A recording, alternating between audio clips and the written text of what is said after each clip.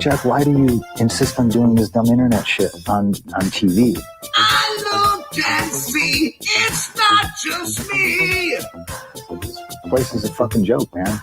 You're a clown. I quit. So many of us have stood where I stand. We are the young, so raise your hand. So many of us have stood where I stand. We are the young, so raise your hand. They call us problem child. We spend our lives on trial. We walk an endless mile. We are the youth gone wild. We stand and we won't fall. We're 1 and 1 for all. The writing's on the wall. We are the youth gone wild. No. It doesn't make logical sense. But it makes yes, of course. But it makes wrestling booking sense.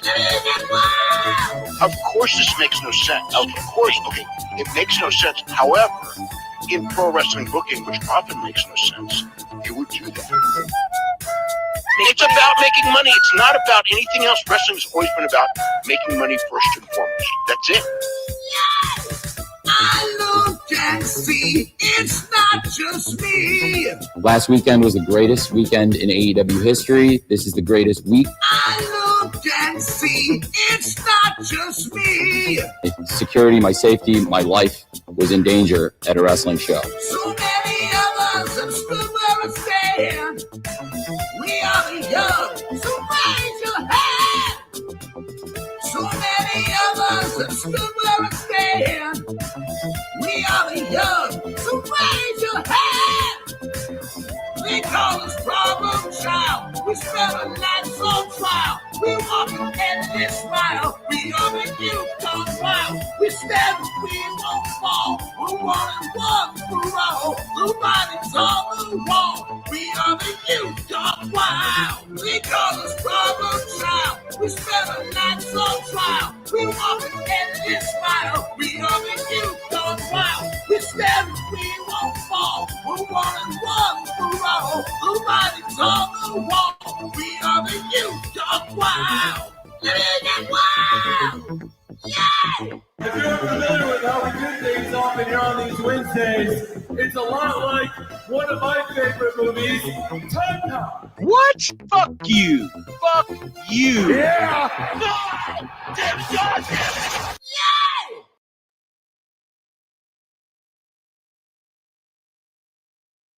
Promotional consideration paid for by the following. Beef, spice, beef, spice.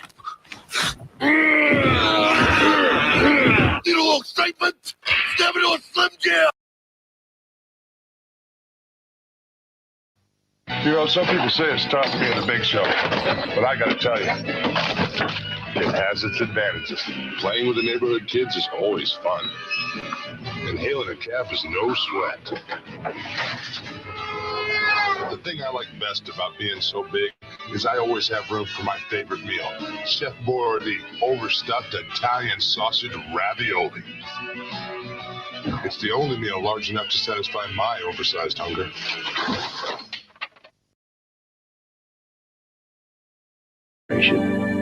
Our athletes still care about their fans.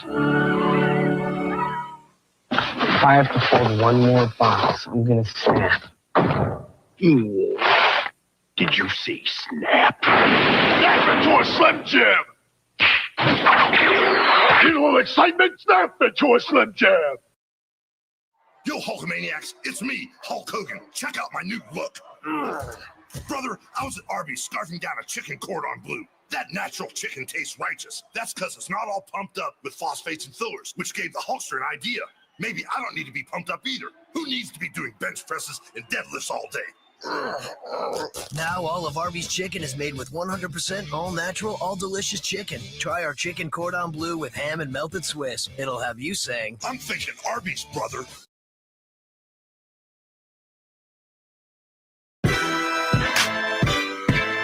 Stuck a bitch. We're about to get vile.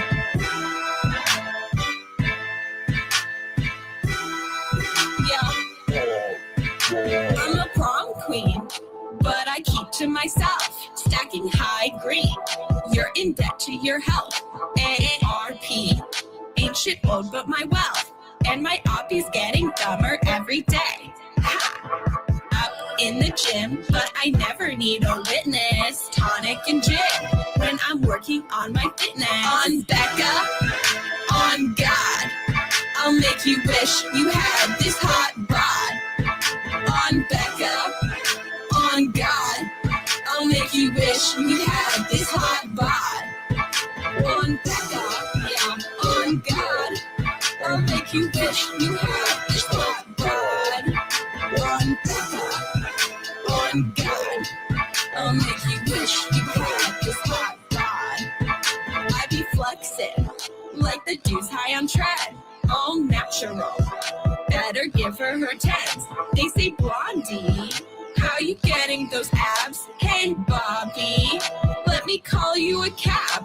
Long legs, I'm a woman instead. My eggs, fertile, healthy, and femme. My trades, flowing free like the Thames. And my haters getting madder every day. On Becca, on God, I'll make you wish you had this hot bod.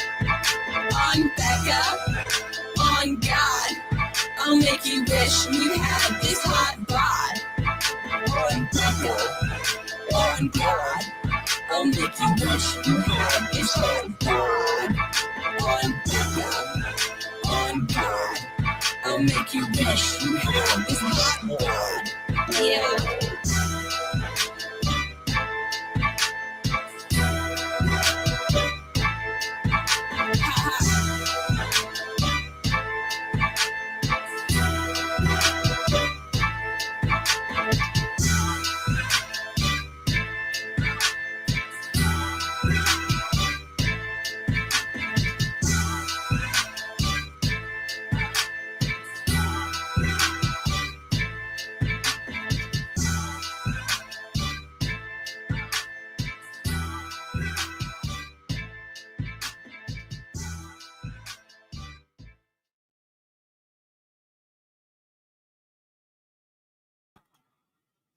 Ooh, what's happening, guys? Welcome to another eclectic edition of PWT Live Show. Yeah. I am your host, the infallible Phil Marks. Yeah. And we made it. It's Wednesday. It's Wednesday. You know what that means. AEW Dynamite is coming to us live. We have some of the matches here, some of what's going to go on tonight. We're going to talk about that. We have some PLEs to preview. We got NXT Battleground. What? We got TNA Under Siege. What? And we got AEW Double or Nothing. What? And that's all this weekend. And we're going to be watching NXT versus AEW Double or Nothing head-to-head this Saturday. Or Sunday, or whenever these things go down is when I'm watching them, okay? So, and I'll be here watching it with you guys here. So make sure you hit like, make sure you hit subscribe. If you're over watching on X, make sure you come on over to YouTube, man. I got a poll in the chat. It's way more fun. Polls, memberships, all that good stuff. Oh, my. They gave me a thing now where I can show your guys' chats on the screen, like where it's like a ticker on the side. Do you guys see that?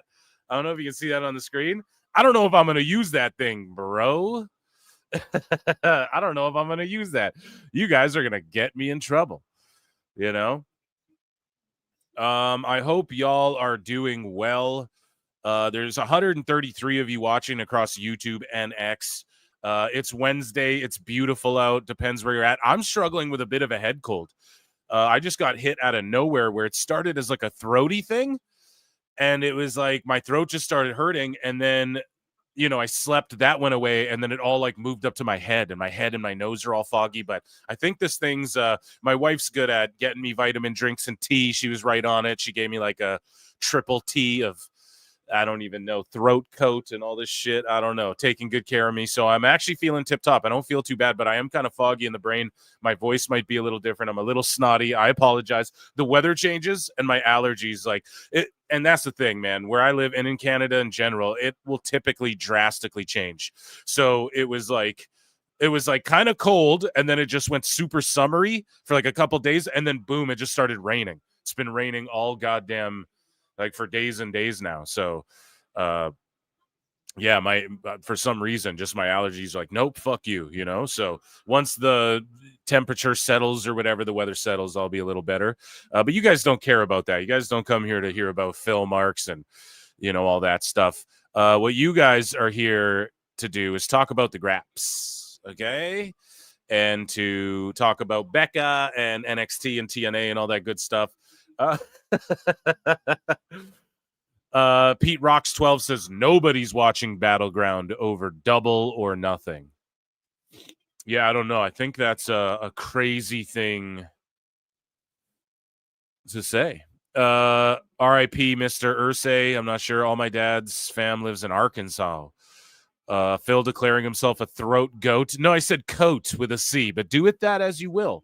You know what I mean? AI is pretty good. I'm sure you could flip that up real easy on me if you guys want it.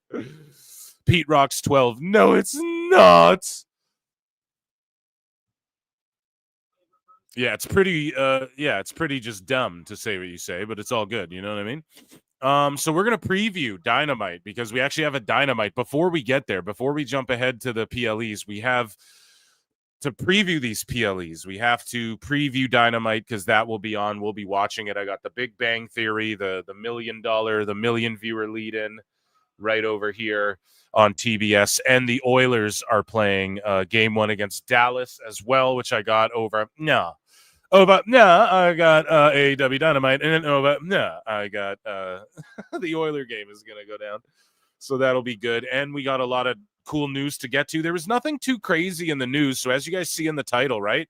Samantha Irvin went back into announcing. I just don't feel like anybody's talking about that. She claims it's we'll talk about it in a bit. But either way, we have some funny memes, some funny jokes, some cool clips, some Karrion Kross action, some Dave Meltzer action. We have some sicko action tonight, and we got a little bit of everything. Nothing's overstuffed. And also, I did a podcast that was fucking brilliant. In my opinion, one of my favorite podcasts I've done, just because of how fun and easy it was to talk to this person. Sanal's Life 96 on YouTube. Check her out. And we talk about Nuge. We talk about AEW, the relationship there. She has tremendous insight. We talk about WWE and if they're buying New Japan and all of this stuff. And it's a really great podcast. It'll probably drop tomorrow morning. So yeah, that was a brilliant time, and I can't wait for you guys to hear that show. But I will check in with chat. Just make sure you all share the show around, hit like, hit subscribe. Someone gift Pete Rocks 12 a fucking membership, right? You can gift membership. Someone get him one. Yeah, you can buy memberships for 99 cents. And I have more members content coming soon. I do member streams here and there. And just early access to some stuff. I have a Patreon as well with some exclusive stuff. So that's how you can support me, or just leave a mean comment and call me stupid or something, right? That's cool too. Or a cool comment. That's fine. But I get a lot of those. So anyways, are you guys ready for PWT? Who's ready for PWT tonight? We have hockey and Dynamite. And shout out also my girl Julia Gulia, who is always hitting me with the wrestling's not fake. Hit me up with gave me a sound dump here today. I love it. Hockey and Phil, you big dummy. Yeah, what did I do that's dumb? Oh, thank you. You gave me the rude comment. Get Pete Rocks a membership. This guy's over here angsty over Battleground. He's coping. We'll get to Copacabana in a bit, but either way, let's get into it here. Let me chug down some iced coffee. What are you guys drinking tonight? What you doing? How you feeling? Let me know, chat.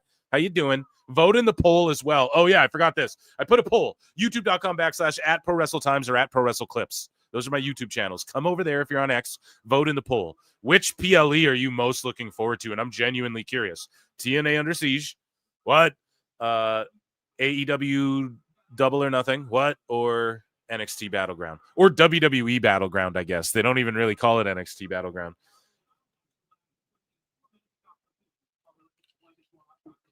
Okay. So the Young Bucks, what's previewed tonight? We have an all-star trios match. Let's start at the bottom, and we'll end with that. Oh, and me and Sonal, we also break down like how Gabe Kidd's, because I couldn't like explain this on my own, right? But we break down how Gabe Kidd joining the Bumbaclaw Club doesn't really make sense, like especially for AEW fans and the sickos who are like, oh, you Google's right there, you know, like they want you to Google and know about it. We break that shit down tremendously. I can't wait to drop that pod. Anyways, we have Will Ospreay and Hangman Adam Page going face to face. I think these guys will cook in a fucking promo. Okay? I think they'll cook. You guys might hate on it. I think it'll be good. I bet guys run out, though, and ruin it. It'll be a good face-to-face stare-down, but then guys will run out, the Callis family, then they'll all get beat up, and then it'll just take away from the goodness they did. Watch for that. Mercedes Monea and Jamie Hayter Faisa to a Faisa.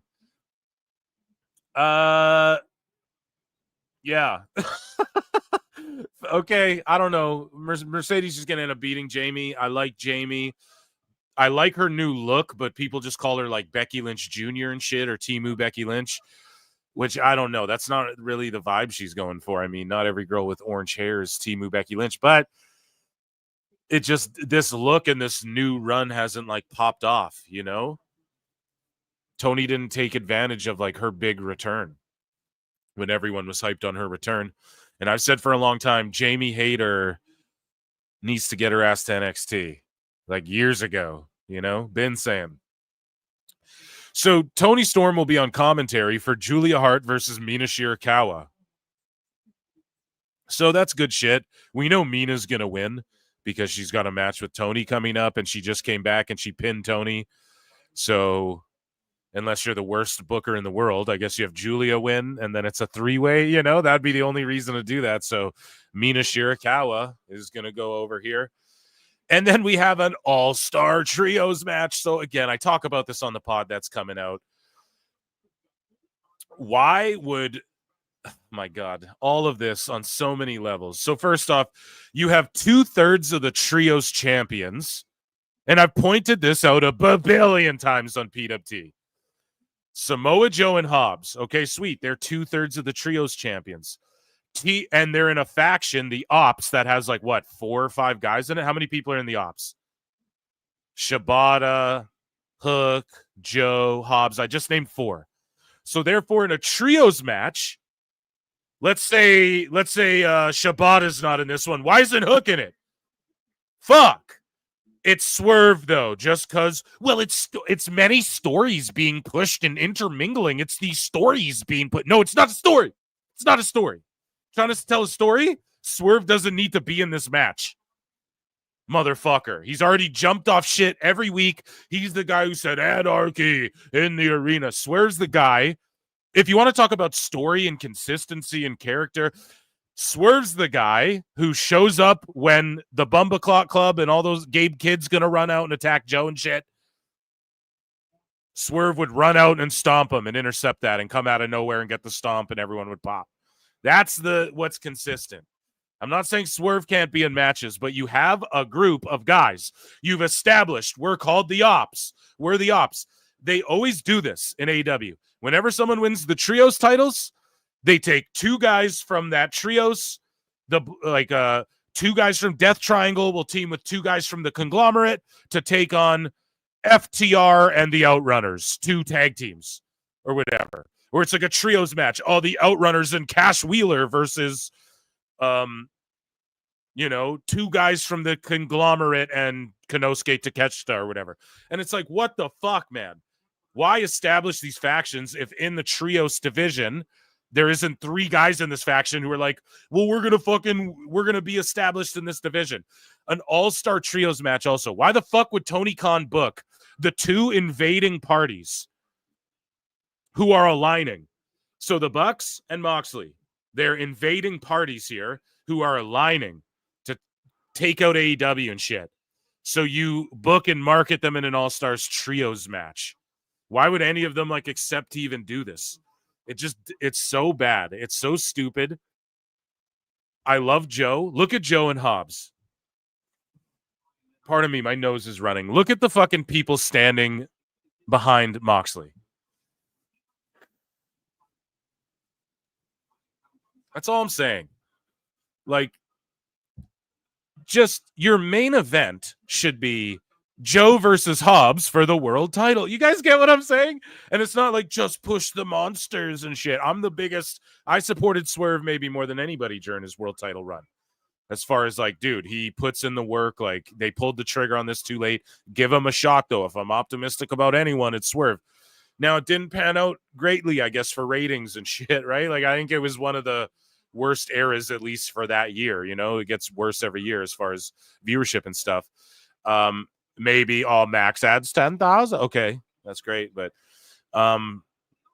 yeah, none of this really makes sense. And then when you break down the whole Gabe Kidd stuff, which I'm not going to rehash it all here. You guys will hear on the pod tomorrow. There you go. There's a sizzle to the steak. Now you got to tune in, because I promise, like, Sonal goes in on this, and check her out. She's at wrestling_chat, I think, on X, and then her channel's called Sonal's Life 96.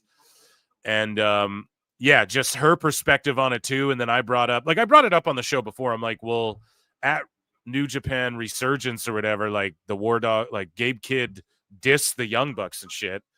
And then on Dynamite, Tony's like, study the business. We watch everything. Gabe Kidd aligns with the Bucks too by proxy, you know, and they're only brought Gabe in, which is good for him, but like, he just has nothing to do in Japan right now. So I don't know. He's just a body. Like, I said that. I was like, he's just a body for Anarchy in the arena. Everyone's like, no, that's just hating. That's undermined. No, that's what he is. He's just a body. Like, so again, I'm optimistic. I was nice about the show until the main event, and you got even Joe in there. One of my all-time. He's on like my top 10, I think, all time. Joe. I'd have to really sit there and think. But he's up there for sure. And so I hate that I have to be so fucking hardcore hating on this match. But it's just silliness. So I hope that was a good preview. We have lots of stuff to preview. I might do a quick NXT review, or something. I'll check in with Chad. Brady Mac for 5 says, hey, PWT fan, been a rough one today. Damn, took my pops Johnny Mac to the ER. Damn, dude, he's going to need surgery. I could use a laugh. Can I get an Obliviacree? Sure, yeah, dude. Hopefully you took him to the ER and it wasn't because your dad got his knee smashed. Smashed your knee to Obliviacree. Okay, and hopefully I can pop you a few times tonight, right? Hopefully I can pop you Papa too. Ba-doomps. Here we go. I feel bad, man, for real. Take care and take care of him. Can't ever fault a nobody for taking the bag. That was a work. I legit hate Gabe Kidd for selling out to align with the Bucks, especially after he ripped. Yeah, so we cover that in depth as well. Like the Japanese fans, I talked about it on the show already, but we cover that in depth, right? And Forbidden Doors coming up at the O2. So Nulls, that's, you know, she's over in UK land. So it's the perfect person to talk to about all this. And yeah, people are legit angry at Gabe Kidd. And this doesn't align with like his character at all. Like at all, man. Really doesn't. Swerve has bars at rapping. Yeah, we're going to cover him and Irvin. We're in the booth. I don't know. A lot of people think Swerve's faking the funk with the hip hop stuff as well. Just ask AJ Francis about that stuff. But Gabe's never. I pop for that. Feel good, bro. Everybody's working. Yeah, Gabe Kidd doesn't. It was never about standing on business. Like him and Tony Khan were in on that shit together with Kenny Omega. Like that's all it was, man. I called that before anyone, dog, because it's obvious, man. You just pattern recognition. Just look at Tony's pattern of behavior. Moxley can say the same shit CM Punk said, but he's doing it in character, man. It's your idea, Tony. Here's my idea. It's like your idea. You just make him feel like it's his idea and he's in on it. And then you can boo-boo on him. You can pile drive him on TV. You can punch his dad. You know, you can fucking everything. You can do whatever with Tony as long as he's like in on it, you know. But when Chris Charlton keeps kayfabe and is like the New Japan Defender guy, but he didn't clear it by Tony, oh, you're out of here, you know. So that's all it was with Gabe Kidd. That's how you know he was in on it, because there's no other way. Anyways, speaking of Hit Row, Ashanti had a great match, dude. He stole the show. He was so good. Let's talk about NXT. Let's do some Swerve is the Drake of wrestling. Okay, we gotta fucking get into the show here.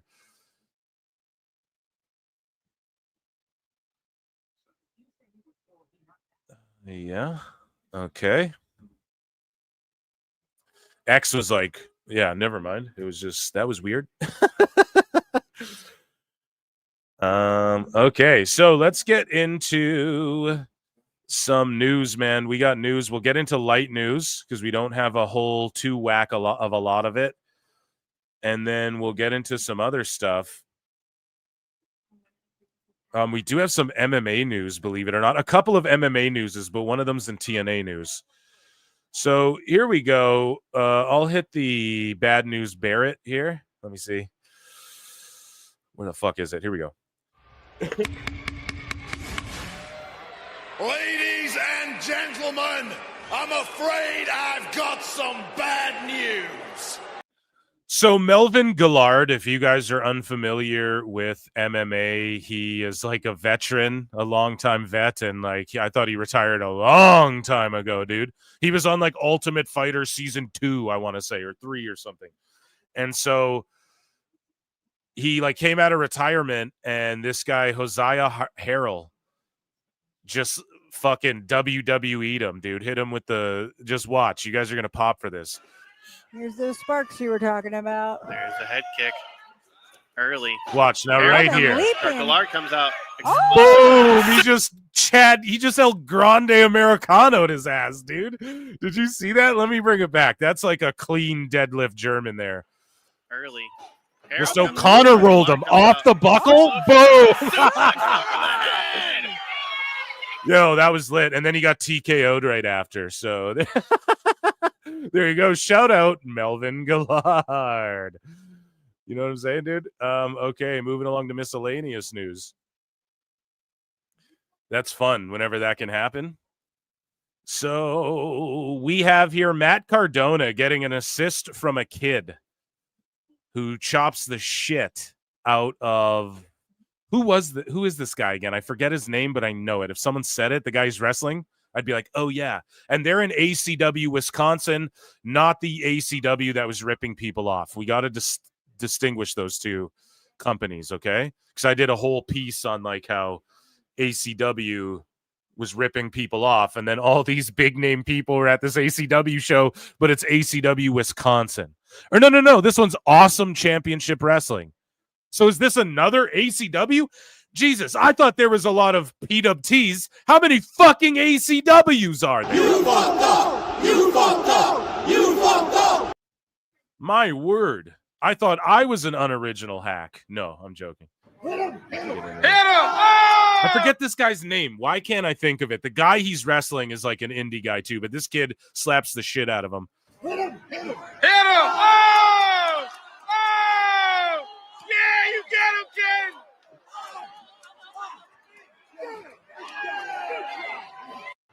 Hell yeah, dude. That's awesome. It's good when you can get the children involved there, I guess. You didn't throw a drink at them. So here's Culture Inc. number 48 PWI Hot 100 tag teams. Someone sent us this. Some days you just forget how big of a reach you have sometimes on the wrestling grind and the kids you inspire along the way. Let's take a look at this. I'm not sure. I forget why I bookmarked this. This is Eli. Oh, here we go. He's like, this is why. So this kid is fucking awesome, and he loves pro wrestling, and you see he's a big WWE mark because he's a fucking pro wrestling fan, and he's a kid. But he's also watching indies and shit, you marks who are like, you don't love wrestling if you like WWE. No, you're just a spurg, and you fucking, you know what I mean? And AEW's been really shitty, and that's why people have fallen off of it. I'm sorry. We're just talking objectively here. It's all I'm saying. Like, everyone sort of agrees on that. Hopefully they can turn it around. No one's a bigger advocate for that than me. But this kid loves WWE, but he's scouting this young indie wrestler, and this guy is quite impressive. At least athletically. You know Tony Khan's seeing this clip and wants to offer him a contract. This is Eli Knight. He's a 23-year-old Eli Knight. Yeah. Professional wrestler that just faced Wes Lee last night on Reality of Wrestling. Is his name Eli Knight? That's fucking awesome, dude. He's like, well, who are my two favorite wrestlers? Eli Drake and LA Knight. So I just smash them together. And if you haven't already seen clips of him, here is a video of his moonsault from the top rope. Maybe thinking moonsault. He's got one of the best in the business. There it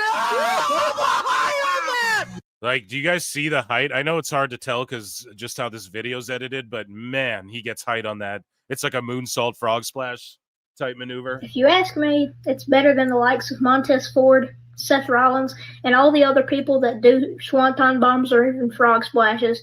He might be one of the best professional wrestlers that I've seen today.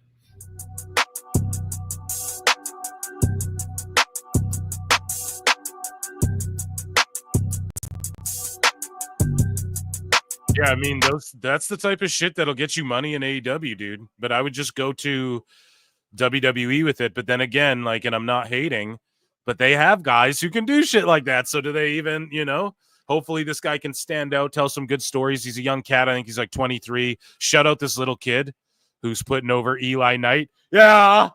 And we're going to keep our eyes on this dude. So anyways, moving along here, speaking of guys we're keeping our eyes on here. So I gave a DM to Shio Hung, okay? And he got back to me. So shout him out. And we covered it before, man. The first ever Wrestle Nation by Pro Wrestle South Korea had 3,000 people. And he's been grinding his own Fed up for 5 years. And he had 3,000 people who bought tickets for, I think, $60 to $80 USD. Is the equivalent to that. And this guy's grinding. He has I don't even think, how many followers? He has just barely over 1,000 followers. He had mid 900s on the last show when we covered this. So guys, go and follow Shio Hung. He teams with Tajiri in Japan and shit. And yeah, man, here's another little clip from him. Because we shared that story last time, him talking about, hey, here's been my grind up and how and I think this stuff's important. Again, I care about fucking wrestling. For those of you in chat who are like, Evolve's on. Good. I'm glad I don't catch every Evolve. I do throw it on though. Like later tonight, it will be on when I'm going to bed or doing my things, I might be editing and half paying attention, but it's like good, the more indie wrestling we can help promote too, I'm all about that. I want to see like a big 3 rise out of all of this. You know what I mean? Whether it's in Japan, Korea, Mexico, I don't give a fuck. But here's Shio Hung.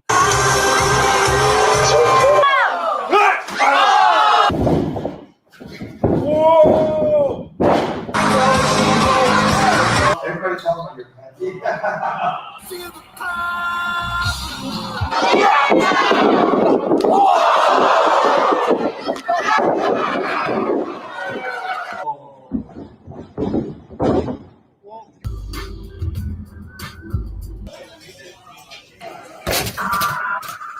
So I don't know if it's like Pro Wrestling South Korea or if it's Pro Wrestling Society Korea. I don't know the official name of the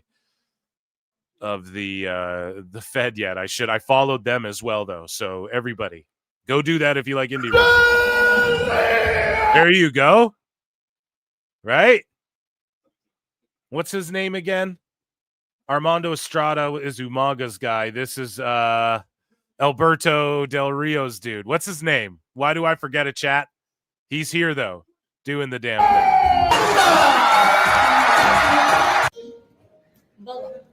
Why do I forget his name? I'm forgetting all the names today. This is the second one already.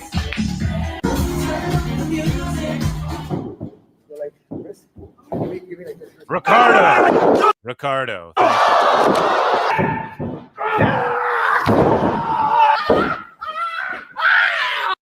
So I don't know, man. This dude's a fun follow. Like, this is the shit he's doing. This is an average post. Shout him out, dude. We're going to circle back to that because that is the big story for miscellaneous news. Carissa Rivera, FKA Electra Lopez, is making her first appearance following her WWE release at Mike Santana's Puerto Rican weekend for House of Glory on June 7th. So that's sick. Mike Santana, Puerto Rico, House of Glory, doing big things. Man, we got promotions on the rise. JD was like, oh, we were over here in Brooklyn, and now we're over here now in Puerto Rico. Oh. So, yeah, dude. I'm excited for her, I guess.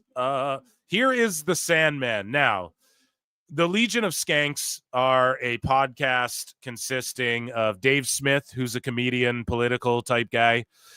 He doesn't get political on their show, though. I think he is, anyways. I think he's like really into politics and shit. And then Big J Okerson, who's a hilarious stand-up. And then Louis J. Gomez, who is like the leader of Gas Digital Podcast Network. And he does stand-up as well. And he hosts like a couple funny pods like Story Wars. And one of them's Legion of Skanks. Now, they've infamously had like ECW. They're wrestling fans, and they've had ECW wrestlers on multiple times. They had New Jack on right before he died. They had Sabu on literally like a week before he died. And their most recent is they had Sandman on. He invades Legion of Skanks. They give him his due. And here, I'll let them talk about, and shout out Sandman, dude. And they sort of joke about what I prefaced this whole clip with. He is a record-breaking 5-time ECW heavyweight champion of the world, the Sandman!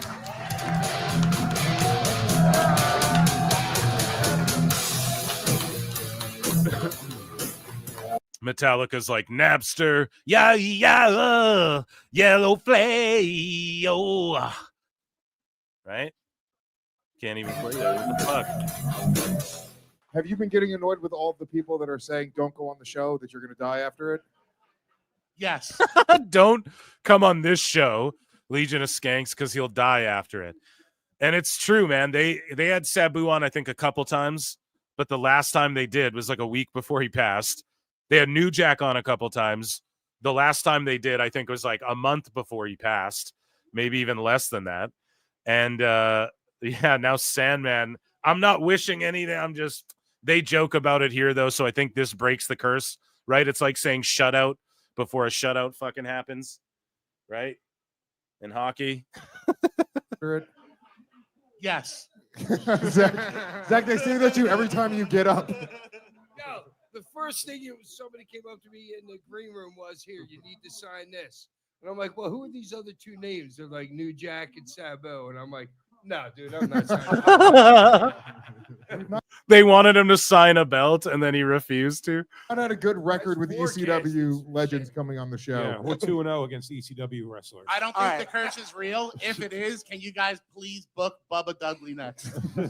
Wow. Oh, my God. Zach Amico. Shit. He should have been on the WWE roast because he's a huge fan. Huge. Get it? Because he's so big. But listen to what he says. Dude, if the curse is real, invite Bully Ray on next. Two legends coming. We love Bully Ray. It's just jokes. We roast the ones we love. On the show. Yeah, we're 2-0 against ECW wrestlers. I don't think the curse is real. If it is, can you guys please book Bubba Dudley next? Wow. That's a Steve Corino. Wow. Damn. Shout out Sandman. Looking good, actually, you know? So here is a pro wrestler. Speaking of ECW, I think this guy's been ID'd. You guys remind me who this is, and he's with our guy Malcolm Man Muscle Man Malcolm, rather. Dummy. And he goes off on ECW and is like, I fucking hate ECW. I think this guy's in Swipe Right. Or who? Where's this fucking guy with the sweater around his neck? What wrestler's this? I forget. We're in the ECW arena. I know you love ECW.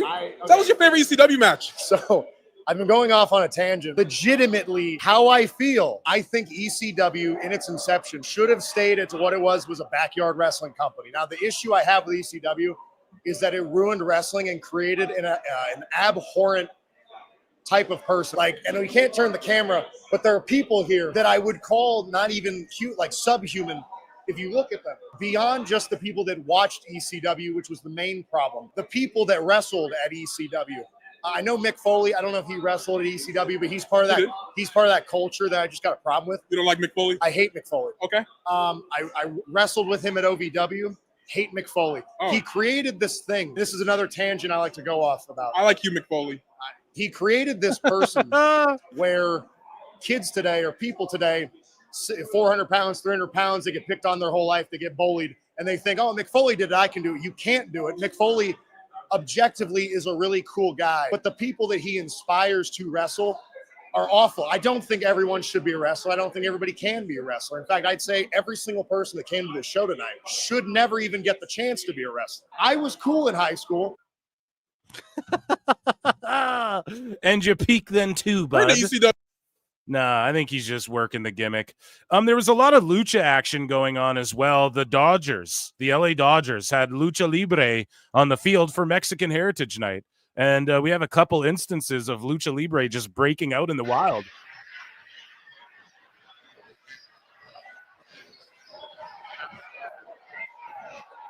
Carson Drake, NWA, shout you out, bud, and thank you, chat. And chat, he's spot on about Foley.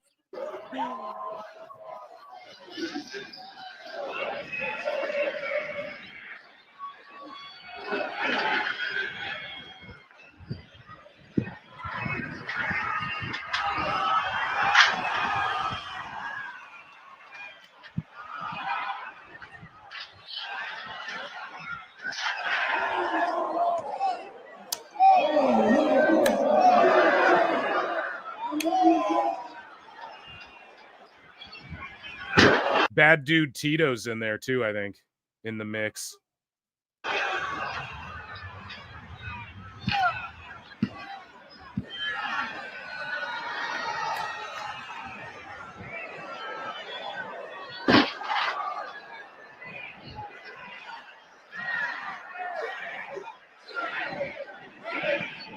Do any of you guys get out to Dodgers games or what? If there's one thing I like, it's glizzies and beer, dude. You guys already know. So, and those are two things, right? That's how fucking off I am today.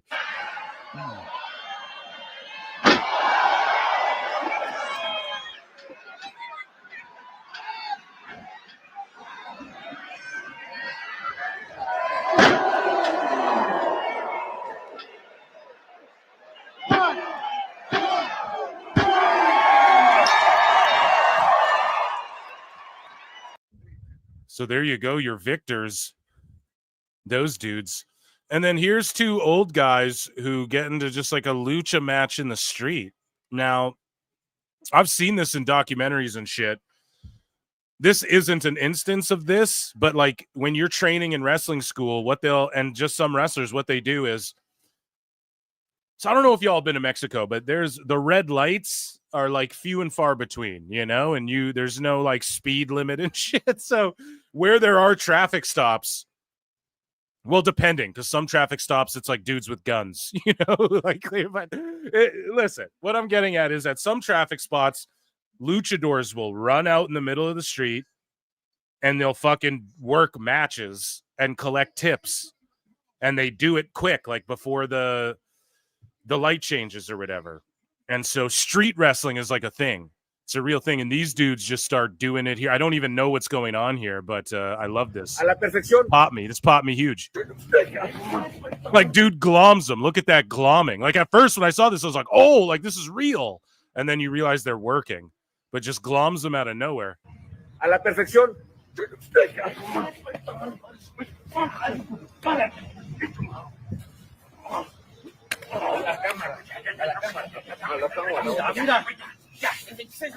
Mira, nos vemos el día 26 en el recinto ferial. Allá los esperamos, todo gratis. Aquí ya llegó su padre, su pesadilla. Aquí está este mugroso, como siempre.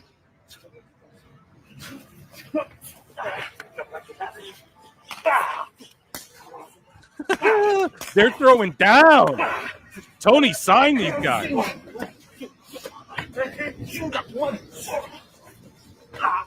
Yo, he slipped and hit that Rana in his dad's shoes. Super kick. Y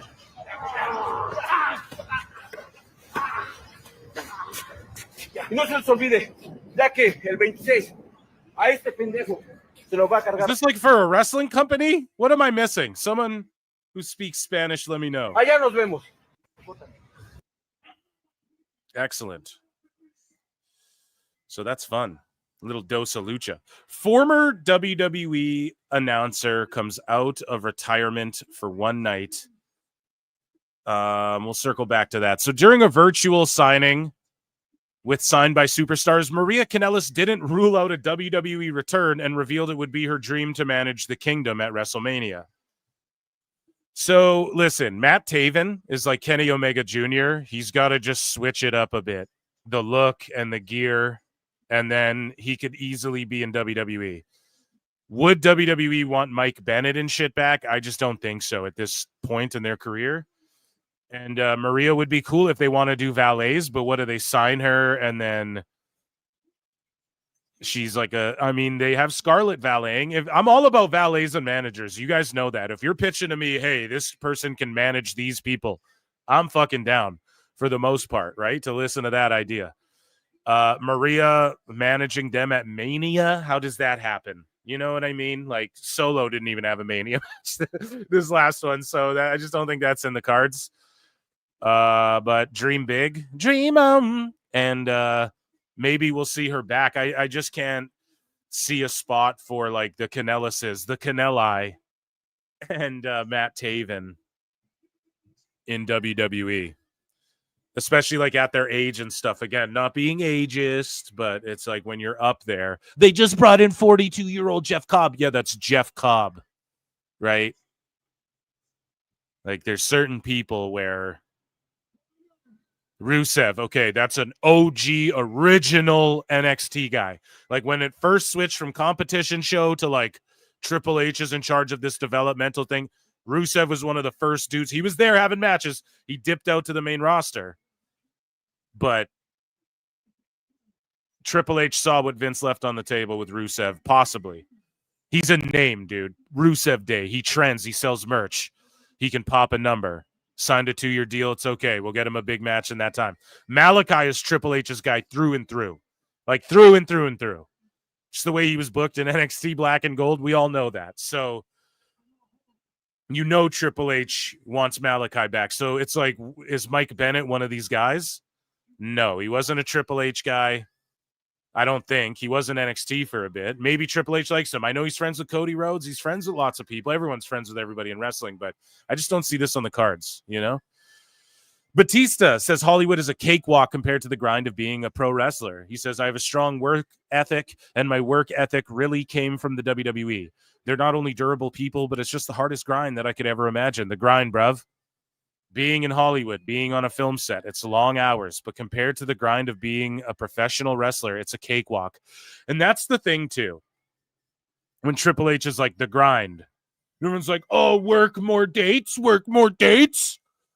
Yes, man. Osprey and these dudes claim they love pro wrestling, bruv. The sport of it. We love the sport. Okay. So don't you want to do the sport more? Is Connor McDavid... Like what? Okay, I'll give you the perfect example. Hockey players. Dudes play 82 plus games in the year, and the top players won't miss a fucking game. In NBA, the top players are like, oh, we're going to Oklahoma, I'm going to take that off. Or we're going to Memphis, I'm going to take that shit off or whatever. Oh, Toronto, I'm going to take that game off. And people call them prima donnas and divas and shit. So how does that same logic not apply? And how do sickos not understand that same logic and how it applies to pro wrestling and AEW? If you love the sport so much, you're going to want to do it more, wrestle more. But here's the point I'm trying to make. Other than just the matches, okay? Part of the grind and what Batista's talking about that WWE gets you ready for is like this film set shit. People don't understand how many times takes get retaken. Okay? I've seen the same shit be retaken like 80 times, that I'm not over exaggerating, like 80 takes. in a row before it's like, all right, I think we got it. I've seen that firsthand, let alone fucking what Batista's doing with his movies. The grind, the real grind is like the media training, the fucking learning how to cut promos and format TV and staying for the matches and, you know, producing and picking the mind of a Pat Patterson for years while you're, you know, taking whatever opportunities you can and da-da-da-da-da. Like, that's the fucking grind, you know? And until you've experienced that aspect of it, you can't say you're the best at doing what the best whoever did this did. Does that make sense? You can't be the best at what is pro wrestling. It encompasses more than just what goes on in the ring. We are seeing that now. This whole Dynamite has been no wrestling, half hour of fucking talking and shit. And I'm actually applauding them because what was that? A great segment? And they didn't bullshit it up like I predicted by people running out and attacking them. Okay? And they just went back and forth. Now Moxley's walking in. Why is Tony going in this direction? Because even now he has to realize and admit the stories matter. This shit matters a lot too. Even more on your TV show. Matters more when you're doing a weekly TV show than the wrestling legit. Because the wrestling happens on the pay-per-view, especially when you're shilling us 12 events a year or 10 fucking events a year or whatever. Okay? So part of that grind is also this grind of like learning to sit on in a trailer for literally 8 hours when you got called to work at 6 a.m. and then you're there 8 hours later and no one's even called you to set yet. You know, it's shit like that, dude. Well, I don't want to be an actor, bruv. Well, pro wrestling's like fucking 70% acting, dude. So maybe 60 if you're being generous, right? So it's like, I don't know what to tell you. But that's part of the grind too. And I like that Batista talks about how it prepared him for Hollywood. Doing backflips didn't prepare you for Hollywood. And I'm not shitting on the backflips. I like the backflips, but taking a spike bat in your back doesn't prepare Moxley for these bigger, great. Well, I don't want Hollywood, bro. That's bullshit. If people came to Will Ospreay and were like, bruv, we'd like you to be in the new James Bond as the villain. We want you to like do monkey flips and fight James Bond. Yes or no, would Will Ospreay take that job? Fucking do it tomorrow. Okay? So, yeah, at the end, if they came to the Young Bucks, hey, we want you guys to fight the whatever in this new Marvel movie. You're the Putties and the Power Rangers. They'd fucking do it, okay? So I don't care what anybody has to say. So, yeah, I hope I made sense of that. And shout out Batista. But he says, being in Hollywood, being on a film set, it's long hours. But compared to the grind of being a pro wrestler, it's a cakewalk. It's night and day. I'm in this business, and I find it hard to relate to people who are just always unhappy on set and always complaining about something. I don't relate to that at all.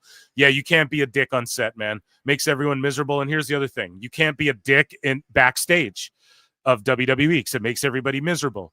So it's a cakewalk for Batista because not only in WWE do you get an early call time, but then you want to stay and watch the matches, get better at your craft. But you also got to work out, get in the car, get to the next town, check in. Fans are at the airport. Got to sign. Got to do. Oh, you got to shoot the commercial for SummerSlam. Oh, you got the. You know what I mean? The video game needs a voiceover. Da, da, da. It's all that shit, man. To where Batista's like, dude, sitting in a trailer, smoking blunts until they get my body double done with all the B-roll shots and shit. You know, it's fucking. He's like, that's a cakewalk. You know, from taking bumps. So shout him out. Anyways, Maple Leaf Pro and Battle Arts Academy form a new partnership. Battle Arts Academy is Santino Marella's like wrestling shoot Muay Thai jiu-jitsu school or whatever the fuck. I put this in miscellaneous. So guys, I gotta be honest, this whole Cora Jade, Elena Black shit is cringe, and everybody's fucking simping for her in these replies and shit, and it's honestly disgusting. And look at how, man, society's just down so bad when, okay, let's watch this video. First off, she's in her fucking wrestling gear. Like, okay, are you really going to pay her OF for this shit? Yeah, you cuckatoos are going to do that, aren't you? Oh, you're going to take pictures for your OF in your wrestling gear. Oh, cool. You've had crazier thirst traps on Instagram, you know? But the response to this, so everybody likes it, they run it up. Her response is, by the way, it's called being able to wrestle wherever I want, and also now being able to profit off of you being creeps, which you were going to do for free anyways. So she just literally slapped all you motherfuckers. So when she puts a thirst trap out there where her vagina's almost showing after she gets new titties, and again, this is I get it when people are like, we shouldn't body shame, and somebody said it to me too, like, who would buy a Nia Jax OnlyFans? A lot of people. A lot of fucking people. Like, she's super pretty, dude. This has nothing to do with that. I'm not like judging a woman do it, but I'm giving you logistically, let's lay this out. Let's think about how her mentality works here. So when she puts out a thirst trap like that, and you all like and reshare it and go, damn girl, or whatever the fuck, what do you expect is going to happen? You put out something to sexualize and feel good about yourself. That's fine. I'm not judging that part. But when people react to it by complimenting you or sort of sexualizing you in the picture, let's say, now you're calling all those people creeps. And she goes, you're going to do that for free anyways. Get this at the same time, which you are. You sickos are going to be creeps anyways. You're going to make her so fucking rich. I encourage dudes all the time, don't succumb to the urges, okay? And I'm not hating on her hustle, whatsoever. But it's just the fact she's just telling y'all this. This should be like, yeah. She's telling you right now, like, what she thinks of you. And that's what every OF girl thinks of you, by the way, when you sub to that shit. And they just use AI bots to talk to you and shit. So really, it's weird on like multiple levels. And I truly believe we're like a few years away from people fucking robots. So I don't know, man. At the end of the day, she's just straight up about it.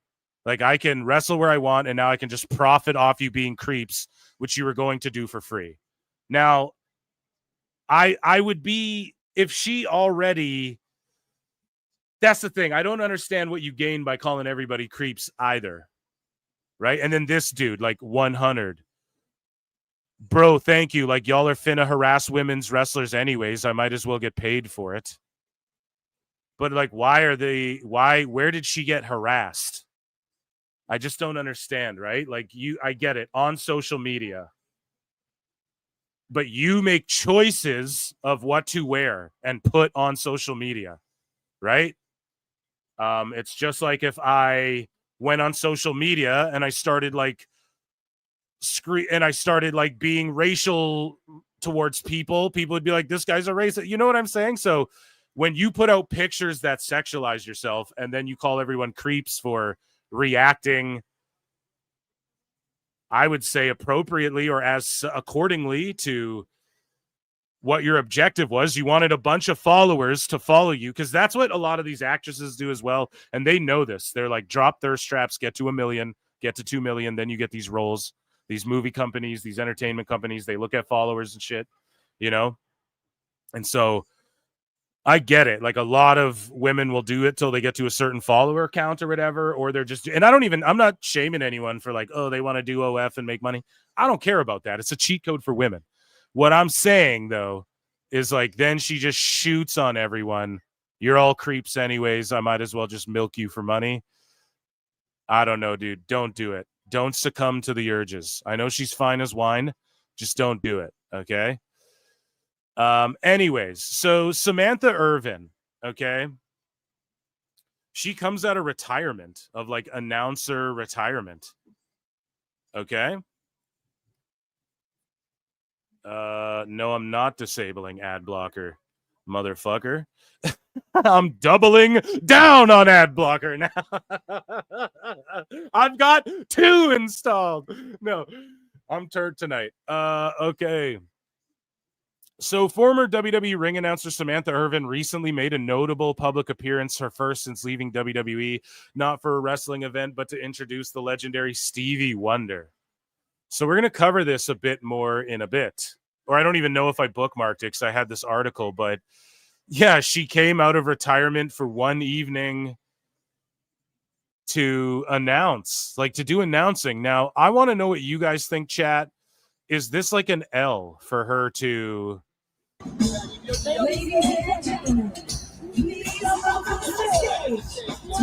I think this is dope, but she could release music and do this while working in WWE. Now, maybe she just didn't want...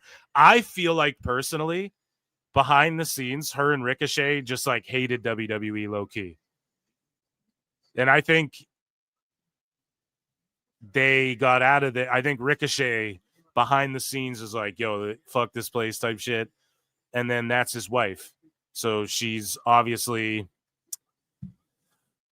you know, women are malleable, dude. You ever know, like, you ever have a friend who like they start dating each other and then they start like talking like each other, using the same jokes or same mannerisms and shit. That's all I'm saying. It's not a coincidence that they've cringed everybody out on socials.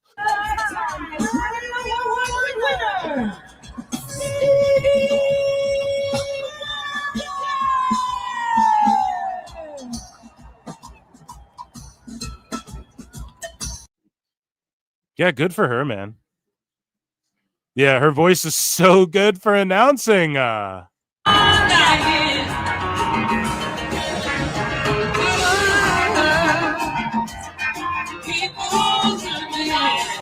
Damn. And then speaking of good voice, Stevie Wonder just cooking.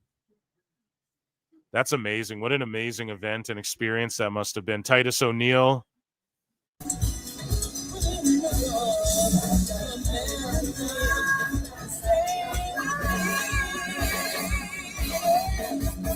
So I saw a couple people trying to spin this as an L, like, oh, she just went right back to announcing.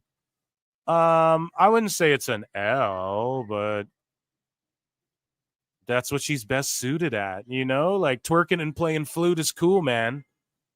But that's something you like do in your vlogs or on your YouTube channel when you're I don't want to like tell people what to do. I don't like doing that. But listen, man, if you're a celebrity or you have a following or whatever, and it's in this one area, and then you're like, well, I'm going to ditch this to go back and do this one area, or like this other thing I did, or like I'm going to go try and make it in music or whatever and leave this one area kind of. It's like, that's not the move. You just still do that one thing, but then you show another side of yourself on like YouTube or Twitch or something like Dakota Kai was doing, right? She's like big on Twitch, dude.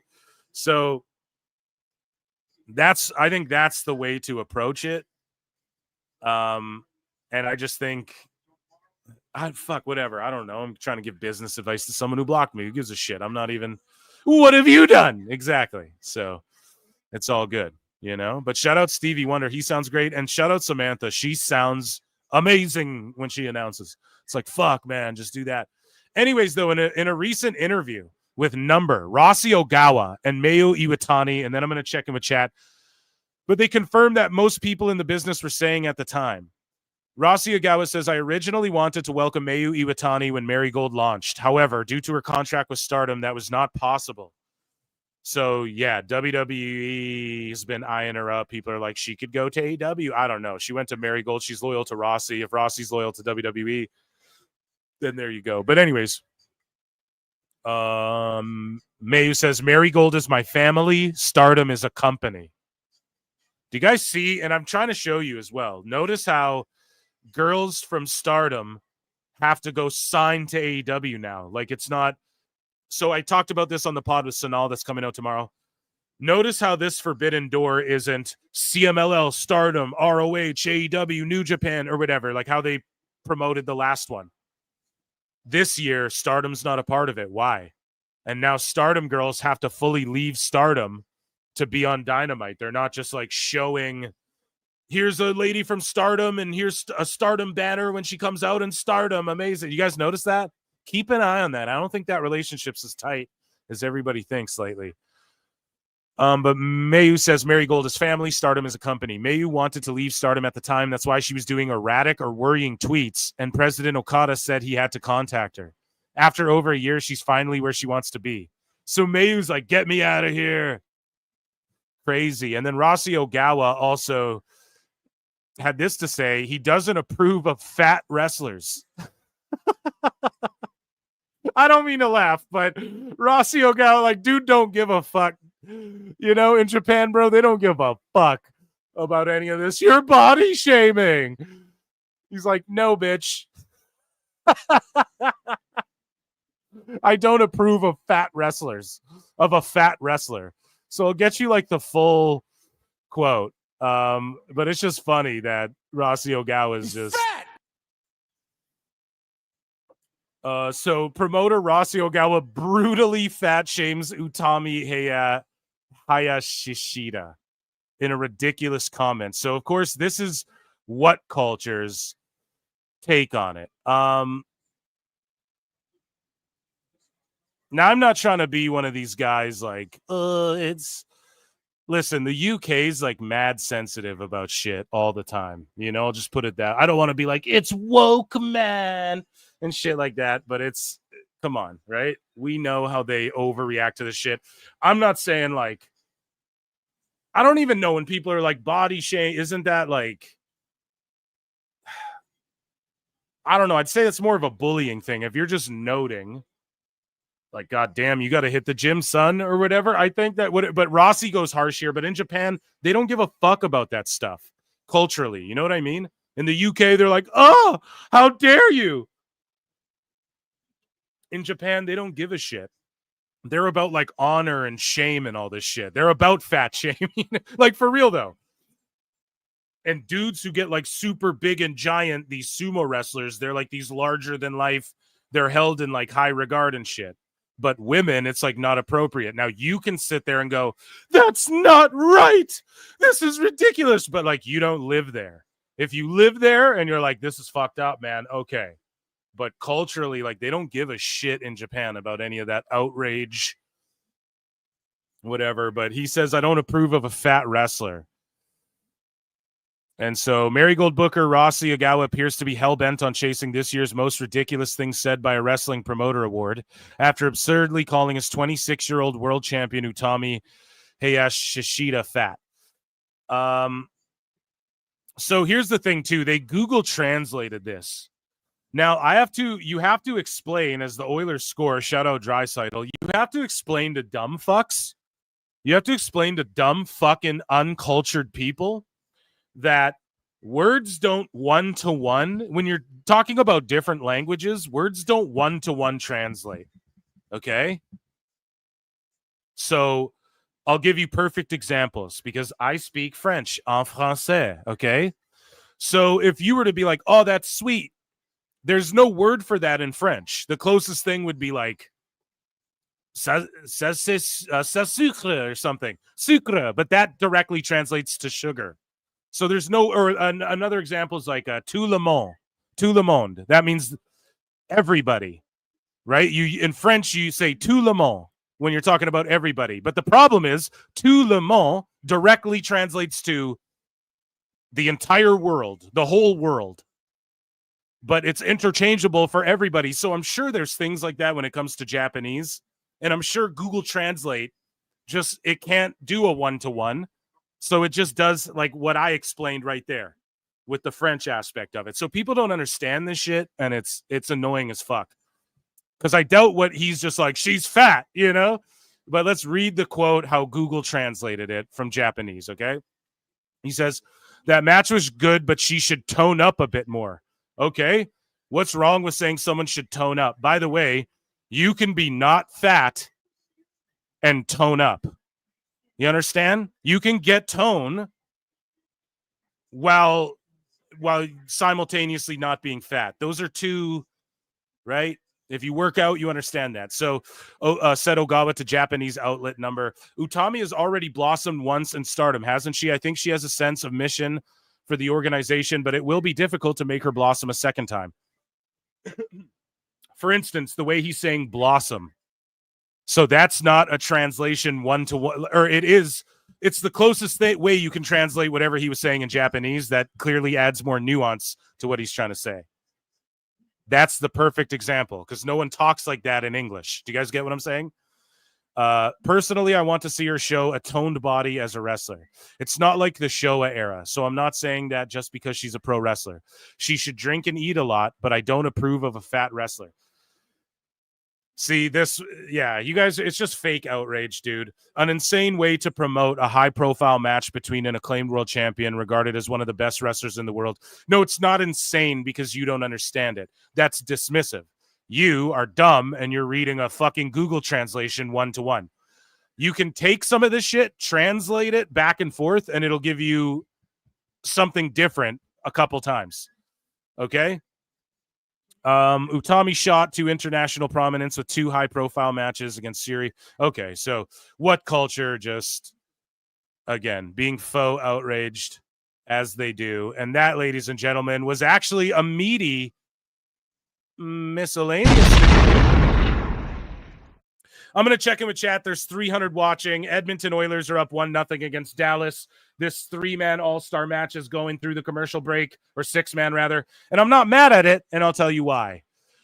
Because the whole first however long of the show, 25 minutes, was all mostly just not schmozzy bullshit. Like they were just doing good promos and shit, so I'm down with that. Rabid Wolverines LC Killer 17 for 2 says Traffic Stop Championship Wrestling. Yeah, dude, the luchas. You guys got to look that shit up. It's quite fascinating, really. I think it's sweet. Yeah, there's levels to Japanese that people don't understand at all. It sounds harsh, but it's just straightforward and to the point most times. No, you're absolutely right. And same with en français as well, dude. 59 likes over on the Clips channel. Guys, run the likes up to 100 or else on the youtube.com/at Pro Wrestle Clips, or else Chris Jericho, friend of mine, he's going to do a run-in. And yeah, I need you guys to come on over from X over to YouTube if you haven't already. Phil, did you see Ariel Helwani Karrion Kross interview? Yes, and I have clips of it that we're going to cover tonight.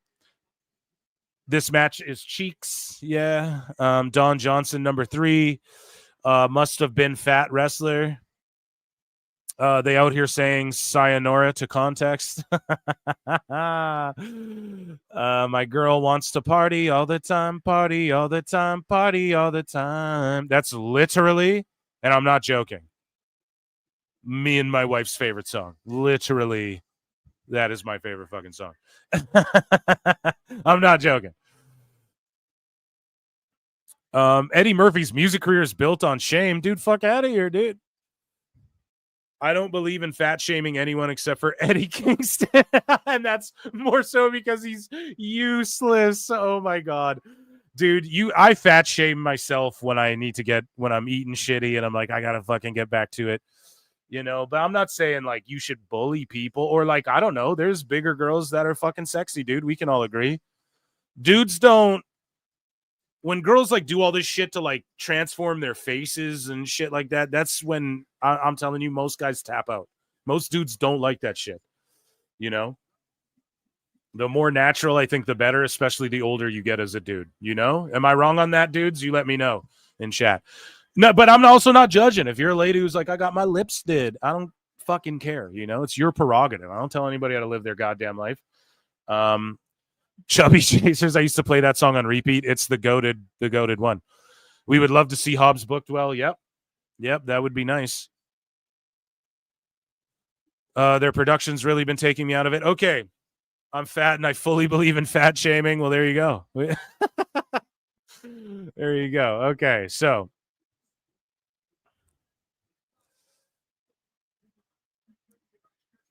so yeah, this is awesome, chant. The Bucks are just doing their shit. Their gear's a lot nicer than it was when they were going all frilly. But the problem with their moves is all this shit they're doing is like babyface stuff. You know, these like double super kicks. Like that's all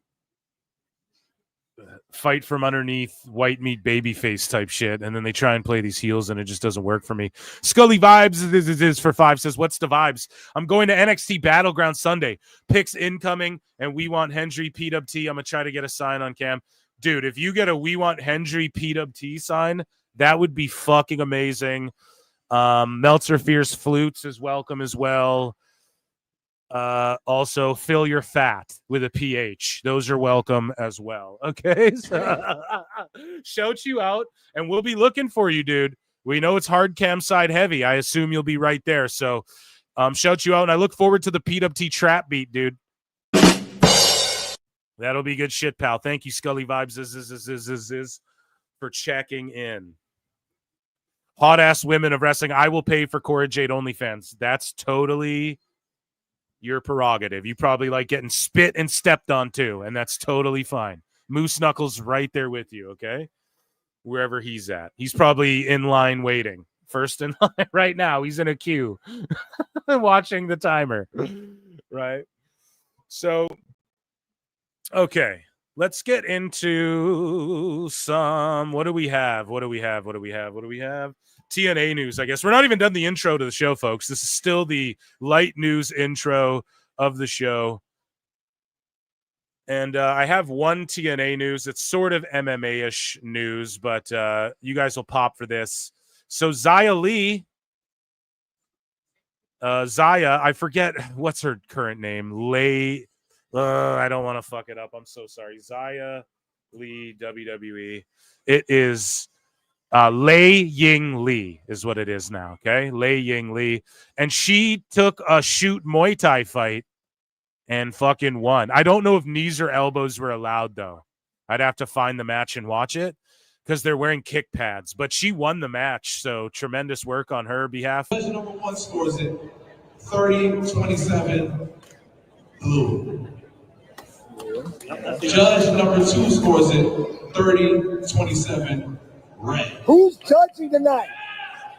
What is Judge number 3 scores it 29-28 for your winner. I don't think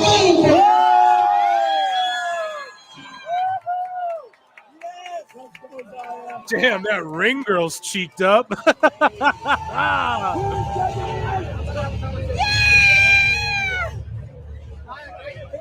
Good for her. That's got to feel so good.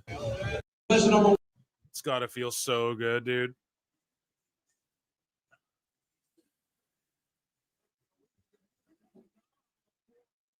Yeah, that's got to feel so good. I've had some friends who fight. I can never balls up and do it. I've held pads. I've helped people like warm up, give them advice, given them a body to fucking roll with or whatever. But it's the mentality it takes to go actually throw bones, man. That's real shit. Just get in a spar, man. If you don't believe me, sign up to a gym. Just go box. Just spar one time with someone your size or bigger and just who's got more experience, and just that shit will change your life, man. Okay, but that's got to feel so good getting that win. You hear that primal scream at the end? Ah, you know? Hell yeah. I'm not saying she's good enough to get in UFC or anything like that. I'm not even going to throw that out there, but yeah, so now Shibata's out here, right? So what did I tell you guys? Oh, they're all going to run in for the Bumbaclot Club. And then that's where Swerve could come out again because it just makes sense. The same way Willow. Well, why'd they switch it up? Well, they're not switching it up for Willow. She just runs out every time. That's all she's ever done. Okay? So, again, it's like, why not the trios match have one of the 4 members of the Ops in that trios match instead of just 2 of the trios champs? And people are literally coming at me. What, you're complaining about multi-man matches? No. Like, how are you that fucking dumb and you don't understand the criticism? You know, it drives me fucking insane, some of these sickos.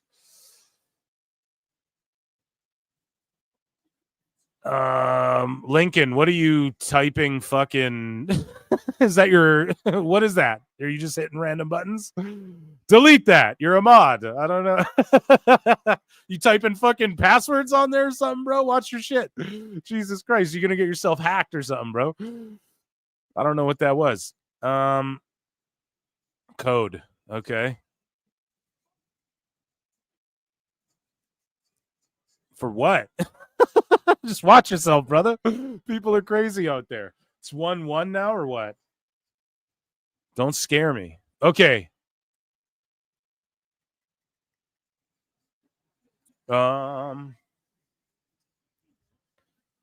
Let's check this shit out here. Let's get into some more news. Yeah, it's 1-1. God damn it. That's okay. So, yeah, we finished miscellaneous news. I don't even think, did we do TNA news? I didn't even play a banjo. So here, I'll hit you with a banjo. And then let's get into, what do I want to do first, man?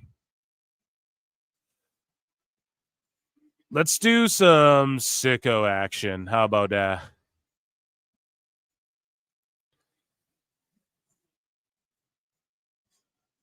Yeah, I say we do some sicko action. How about that?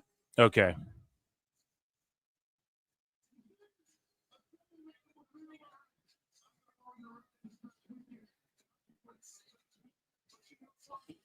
Here, I'm just listening to Joe cut up here. He's cutting, he's spitting right now.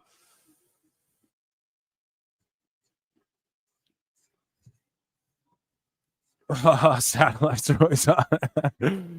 See, Roman Reigns is going to be in a movie. Yeah, we got all that. WWE news coming right up. Everyone's dropping profanity. Well, it's the go-home show. We got to really spice things up for the sickos. And Aquaman's scheduled for after this, so we got to hurry up and wrap things up.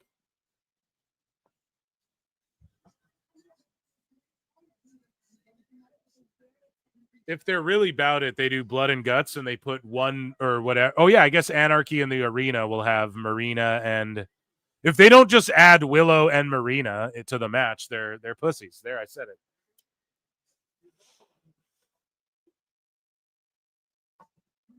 it. At this point.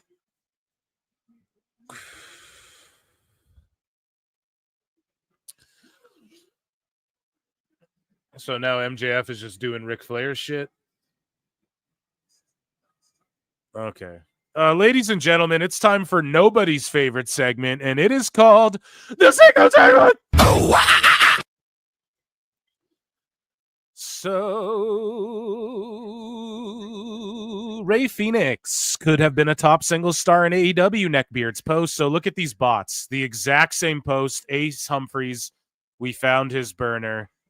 Protect Tony Khan. So these are the same people, or they're literal bots. You know what I mean? Or they get a mass memo. It's what they do. I'm sorry. This has been proven in other industries. We're not going to act like it's not happening in pro wrestling. These are just controlled bot accounts. And I'll take 10 fucking people who try and defend AEW storytelling and shit over bots like this, you know? Because this shit just muddies it up.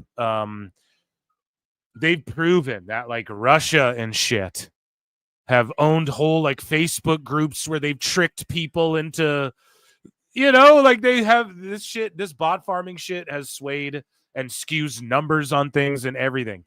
It's fucked, man. It's a real problem. And X has a real problem with it. And I notice a lot of bot purging's been going on everywhere. Instagram, X, YouTube, you know.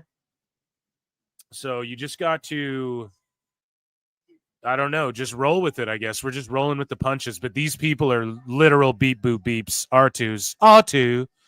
So Ace Humphreys here says, Ray Phoenix could have been a top single star in AEW if he had the right attitude, but instead he acted like a child on social media and is pretty much burying his career at WWE. And then this dude goes beep boop beep beep beep beep boop boop. No, translation. Ray Phoenix could have been a top single star in AEW if he had the right attitude, but instead he acted like a child. It's a copy and paste. So protect Tony Khan, just block all these people. Because what they're trying to do is what AIR Gold got Stooge doing when his DMs got posted by SRS or whatever. AIR Gold was like, we should all like each other's shit to make money. So imagine this Ace Humphreys guy or whoever this is has 4 accounts like this. And he likes the shit and all the sickos like it and they retweet. And there's people like AR Gold with 12 fucking bot accounts and they're all doing that to each other and retweet and liking it. And then they're running their revenue up because X can be like, oh, advertisers, we get this many billion impressions when really a bunch of it comes from this shit. And then they tweet the copy and paste shit out. Just block them all. So the opposite effect happens. You guys know what I'm saying? We have to limit their reach and shit. Anyways, Jakara, and not for like supporting AEW. That's not what it is, but it's clear bot simps like that, you know?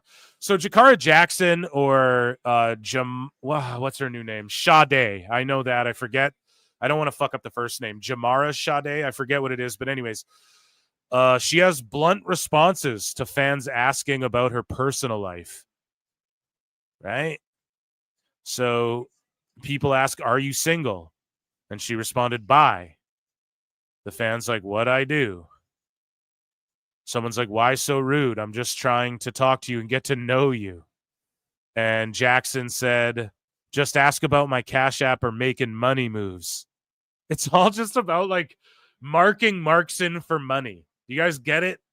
This parasocial shit everybody tries to do with wrestlers. This is why there's egos about them, because they're fucking carnies who are trained to just rip you off. Your kids, your mom, your wife, you. They're just trying to fucking work you into some shit. Okay? So this lady here, Sade, and again, I love Jakara Jackson.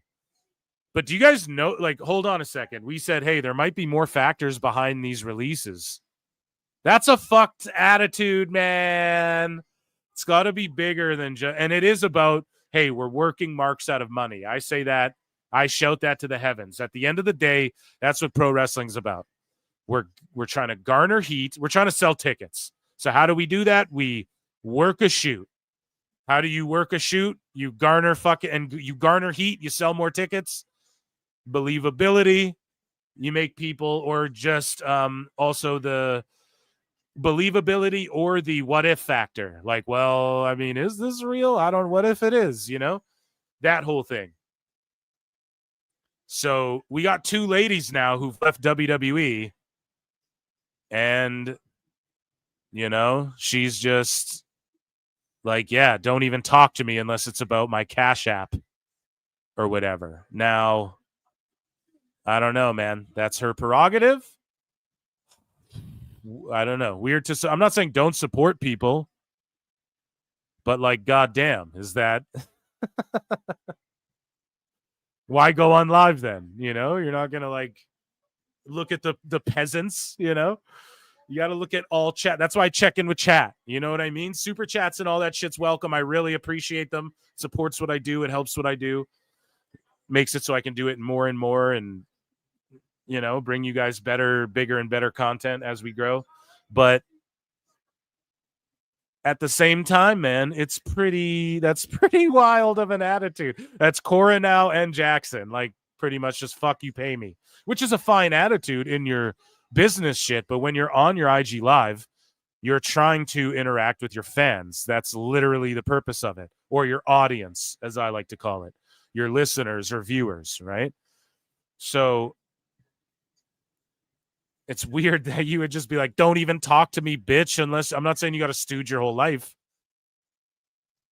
but like, just post your Venmo and say, guys, donate or leave me or unfollow.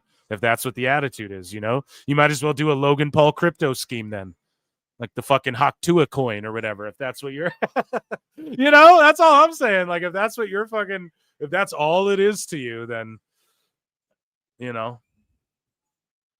Anyways, Vince Russo, bro, he made a list, bro, and it is called the Mark List, bro. Vince Russo, bro, he dropped a bomb on the internet wrestling community, bro. He says you are a mark if you have convinced yourself that professional wrestling is real, bro. Professional wrestling is the most, bro, it is the most important thing in your life.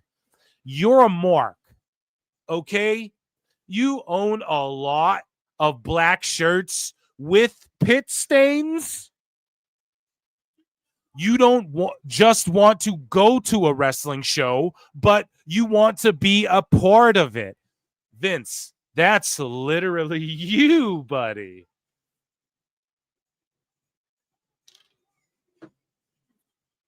That's literally Vince Russo. You sing along with the wrestlers' theme songs at the top of your lungs, so you don't go to a concert and sing along at the top of your lungs. Obviously, this is like a joke fucking list to trigger everybody, but I got to give hot takes, right? That's what you guys are here for. Dave Meltzer is your god. We agree. Work rate in fake wrestling matches is important to you. Okay, let him cook. Let Russo cook. No. You hate any form of entertainment in your wrestling, bro. You orgasm, and he does it as Jim Cornette. I'm not going to steal Jim Cornette's bit, but he fucking covered it. Go check it out. He's like, he doesn't, no surprise, he doesn't even know how to spell fucking orgasm, you know? How funny is that? Thank you, fuck you, bye, boom. You organism over Japanese wrestling. You are opposed to seeing attractive women in wrestling, bro. You walk around the arena with a championship belt over your shoulder, bro. Not like, I know people laugh and cringe at that. I'm not a big belt collector guy. When I was a kid, I would buy like the foam ones with the plastic. You know, those ones were lit. I had a bunch of those, right? As a grown adult, I don't own any belts. There's none where I'm like, oh, I want to drop $1,000 on a fucking belt. It's just not worth it to me, you know? But I don't hate on people who fucking do either. Like, it's a collectible thing. I get it. The whole thing with wearing them at the show, like, that's where you bring it. You know? Like, what is everybody supposed to sit around in jackets and shit? There's kids there. That's where you're supposed to, like, cosplay as Macho Man and stuff like that. So, I don't know. A lot of people make jokes like, yeah, if you're a grown man and you have your wrestling title at a wrestling show, that's lame. It's like, what if you're getting it signed or what? I just think that's such a lame thing to judge someone over, but I also don't do that. You know what I'm saying? You rent, like, not that I think it's lame, but it's like, I just wouldn't do this. It's not my taste. I'm not going to dress up like Roman Reigns and go to a fucking show, you know, or I'm not going to, unless it was like a party, like dress up like wrestler party or something. I'd have fun doing that. But, anyways, you rent space free of charge in your mom's basement, bro. You are part of a tribe that loves one wrestling brand and hates the other wrestling brand. You hate Vince Russo, bro. I invented The Rock, bro. I've invented Stone Cold Steve Austin. You were offended if anyone refers to you as a Mark. Oh, well, you know, Mark is like saying the N-word to a wrestling fan. Just ask those guys like Cuervo. There's so many of those people like Cuervo over there, Brian. And those guys are called Marks, and they think it's like the N-word. It's funny when you can, like, it's funny because Dave, like, said that shit that I just said. And you can mash it together into a bit, but ultimately, like, that's what that man has said in his days covering wrestling on this earth. Not to make it about him again, but Russo says, you honestly believe Triple H or Tony Khan are true bookers of the year. Okay, Vince, this is stupid. And I'm going to tell you why. Because who then? Rossi Ogawa? Who's the booker of the year then? We're talking about, let's say all the wrestling companies are objectively shit. And we're like, all these shows are shit. They're not making money. They're falling off. There's still a best of one of them. Right? If we all hopped in the exact same car and started racing at the exact same time, took off from the line at the exact same time, same make, model, everything, someone would still win that race. Do you know what I'm saying? There'd still be just a better driver. Right? So someone's still the shittiest or the best, right? Now, there's some subjectivity to it, but then there's objective factors like, measurable data, if you want to look at the numbers and stuff like that, that can, equate to, okay, I guess objectively this would be the best booker because the whole point of booking wrestling is to promote your promotion and, sell houses. Otherwise, we'll just film this in a backyard with nobody or at a studio or something. Anyways, you cried when Cody Rhodes finished his story and beat Roman Reigns at WrestleMania. You cried when, you make every excuse in the book when your brand's rating is down for the week. Yeah, so Russo was smart. He got everybody talking about this, and he just shit on everybody there. So AEW Defender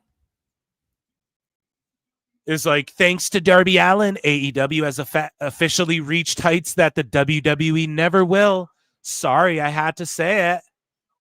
And then this guy's like, I wonder who WWE is going to send there. As we all know, WWE always wants to copy AEW. And then this guy, see, they all have me blocked too. So like they just hump. They're in this bubble where they're like, yeah. Right. And then Defender goes, they're going to be calling up billionaires to see if they're still selling tickets to space. And then this person's like Elon Musk or Jeff Bezos. And then you go back, boom. JBL climbed Mount Everest and put a fucking WWE flag there like over a decade ago, guys. So, again, sickos are gonna sicko, but it's utterly ridiculous the way it's like, who are they gonna send a copy? Aren't you we study wrestling? We're sophisticated. We're the intelligent, low IQ trailer trash. What did he say? Low IQ trailer trash, fucking like WWE. Where is it? I have a fucking. Where is it? Did I not put it on the fucking soundboard? I thought I did. Oh, yeah. Poor people don't like AEW. Poor and stupid people love WWE. Right? So they just didn't even know this. And then they're talking shit amongst each other ignorantly, and they're spreading ignorance. And it's pretty fucking crazy. And I blame people like fucking Meltzer and shit. Here's Belts by Dan, the most bitter, just a bitter, miserable motherfucker. Okay? They should put the title on Logan Paul so when he's federally indicted, and then he spelt indicted wrong. Doesn't indicted have a C in it? I'm actually going to check right now. Yes, indicted has a C in it, folks. The silent C. So when he's federally indicted, it will give the company all that mainstream exposure they desperately crave. And I was like, I think I quote tweeted this or I screen grabbed it and I was like, who's desperately craving attention with tweets like this, buddy? Who desperately wants their belts? And I don't want beef with Belts by Dan, but like, fuck, bro. He's made belts for like everyone and the 2K games he's designed belts for, but not WWE. So he's just a bitter cunt against them. It's just what it is, man. So then here's Baydala, who puts out a fucking press release. And I was like, yo, I quote tweeted this. I was like, so do they got your Cash App or do they PayPal you or do those checks come in the mail? Like these fucking journalists. And we have Dave Meltzer doing this too. We're going to talk about this later. Dave Meltzer's like, oh, you can find them on Tubi and on this pay-per-view outlet and 6 p.m. Eastern. What the fuck, man? Could you imagine if I was posting, guys, make sure you tune into SmackDown 8 p.m. Then you could call me an e-drone. You know what I'm saying? This is fucking wild, man. So Baydala is going, if you are in the United States and want to watch this Sunday's AEW Double or Nothing pay-per-view, there are 4 ways to purchase and watch the event, excluding the traditional cable and satellite providers. The available options are Prime Video, YouTube, and pay-per-view.com. What? All priced at $49.99, except for one option, Fubo TV, which does not yet have a listed price and is the newest distributor of AEW pay-per-views. Like, what, did you all invest in this shit? Like, it's an exciting development considering the who and what regarding Fubo's ownership and their streaming model plans going forward. I think he got AI to write this. You can tell how AI writes, okay? Especially if you play with it, and I've played with it a bunch, man. You got to always be, even if it's something people are like, fuck this, and we're never going to get to a day where AI is writing movies for us and shit. It's not going to happen. AI might write movies and people will punch it up or whatever, but we just won't get to that point, but we'll get to where AI replaces all the VFX and shit. You know what I'm saying? But we're not going to get to like, oh, AI, that just won't happen. That can't happen. I'm telling you. It's if you've ever played with AI writing, it's like nonsensical, but you can tell the way it writes. And I'm not accusing him of shit, but just with the dashes and the ampersands and that, what is I believe I got it right there. Yes, the ampersand. You guys know what that is? Like where you use the and. AI loves doing that. Okay? But you got to stay up on the shit is the point I was making. Like, you start playing with it if you're like a techie guy, even if you detest it. I use Photoshop and shit.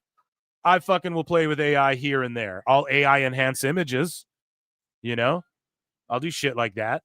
But mostly I just rip shit from Google and I try to keep it, you know? But you got to play with and stay up with to date so you're 2 steps ahead of it. You know, that's the way I've always viewed tech and shit. I think that's why I'm good at YouTube and stuff. You know what I mean? You just got to stay up to date with it because you never know. I'm not saying like go code, bro. But anyways, I just get like AI vibes from this. Like he copy and paste and was like, summarize this info. And then he just added some hashtags. Maybe I'm wrong on that, but it just feels very AI-y to me. The way that, yeah. Anyways, we'll just continue along. I could keep pointing out where and why I think that, but anyways. For those unfamiliar with Fubo TV, Fubo is a streaming, like this part makes me, it's very AI-ish. Anyways, Fubo TV. Fubo is a streaming television service that serves customers in Canada, Spain, and the U.S. The service focuses primarily on channels that distribute live sports. On January 6, 2025, Fubo agreed to sell a 70% majority stake in its VMVPD business to Disney and merge with its Hulu Plus live TV business. The merged company will be led by Fubo's executive team and remain a public company, albeit with Disney holding majority control of its board.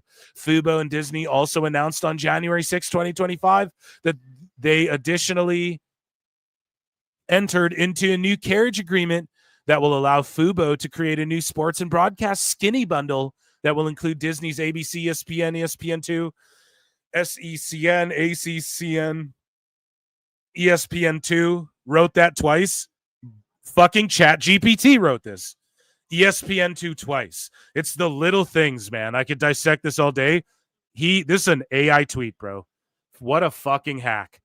And ESPN Plus networks. So good for them, but why even say all this?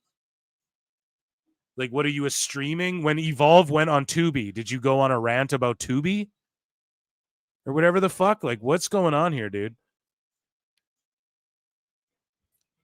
So, yeah, just beep, boop, beep, like, fucking, where does that check get cashed? Or who signs that check? Fucking wild, man. So, we have Sicko Wars, right? I'm staying out of this. I got no comment. I just fucking Sicko Wars. So, Voices of Wrestling, who are like the biggest sickos, man. These guys will try and profit off people's death and shit. They're real sick sons of bitches. And they say the bizarre story of inexplicable Karrion Kross propaganda flooding Twitter. Right? And then Sean Ross Sapp responds and he's like, the bizarre story of a personable dude taking things into his own hands and producing and pitching segments that shows he's a personable dude, and then an audience discovering that he's a personable dude and getting more attention and fanfare as a result instead of not being on TV at all. Based Ross Sapp today, right? He is right. But Sicko Wars, man, they'll eat each other up. Absolutely. But yeah, Sean Ross Sapp with a W. Juan Ross Wap there, guys. But Fightful, though, taking a big L. Rest in peace. So Kate from Fightful follows up with a legendarily epic, infamous white lady Karen, by the way. Kate from Fightful. I guess posted this somewhere, and I asked motherfuckers, I went, wait a minute. Is this a joke that Dominic made, and she's quoting it to try and, like, drive home, look how gross WWE is? Or I was like, did she really say this shit? And people were like, yes, she did. Hey, she needs to shut the fuck up. Okay. I'm just gonna, like, this lady is angry, bitter. She's one of these white lady Karens who's like obsessed with racial shit, weirdly, in a weird way. Like, I'm indigenous, I'm mixed race. Where's my people of color, I guess, in the chat? Let me know who you are. And fucking, doesn't this shit cringe you out sometimes? When these ladies just like, come on, relax. Okay. Get the fuck out of here with this shit. And don't say shit like this. You're not the arbiter of this, of who determines this, right? So I don't know if this is a tweet in her report, whatever. I asked, did she really say this? People were like, yes. And then I clarified. I was like, yo, did they say this on WWE in any way, shape, or form? Motherfuckers were like, no. I'm like, this white lady's wildin'. So she said, Penta continues to feud with a disgusting insult to his entire heritage. Fact.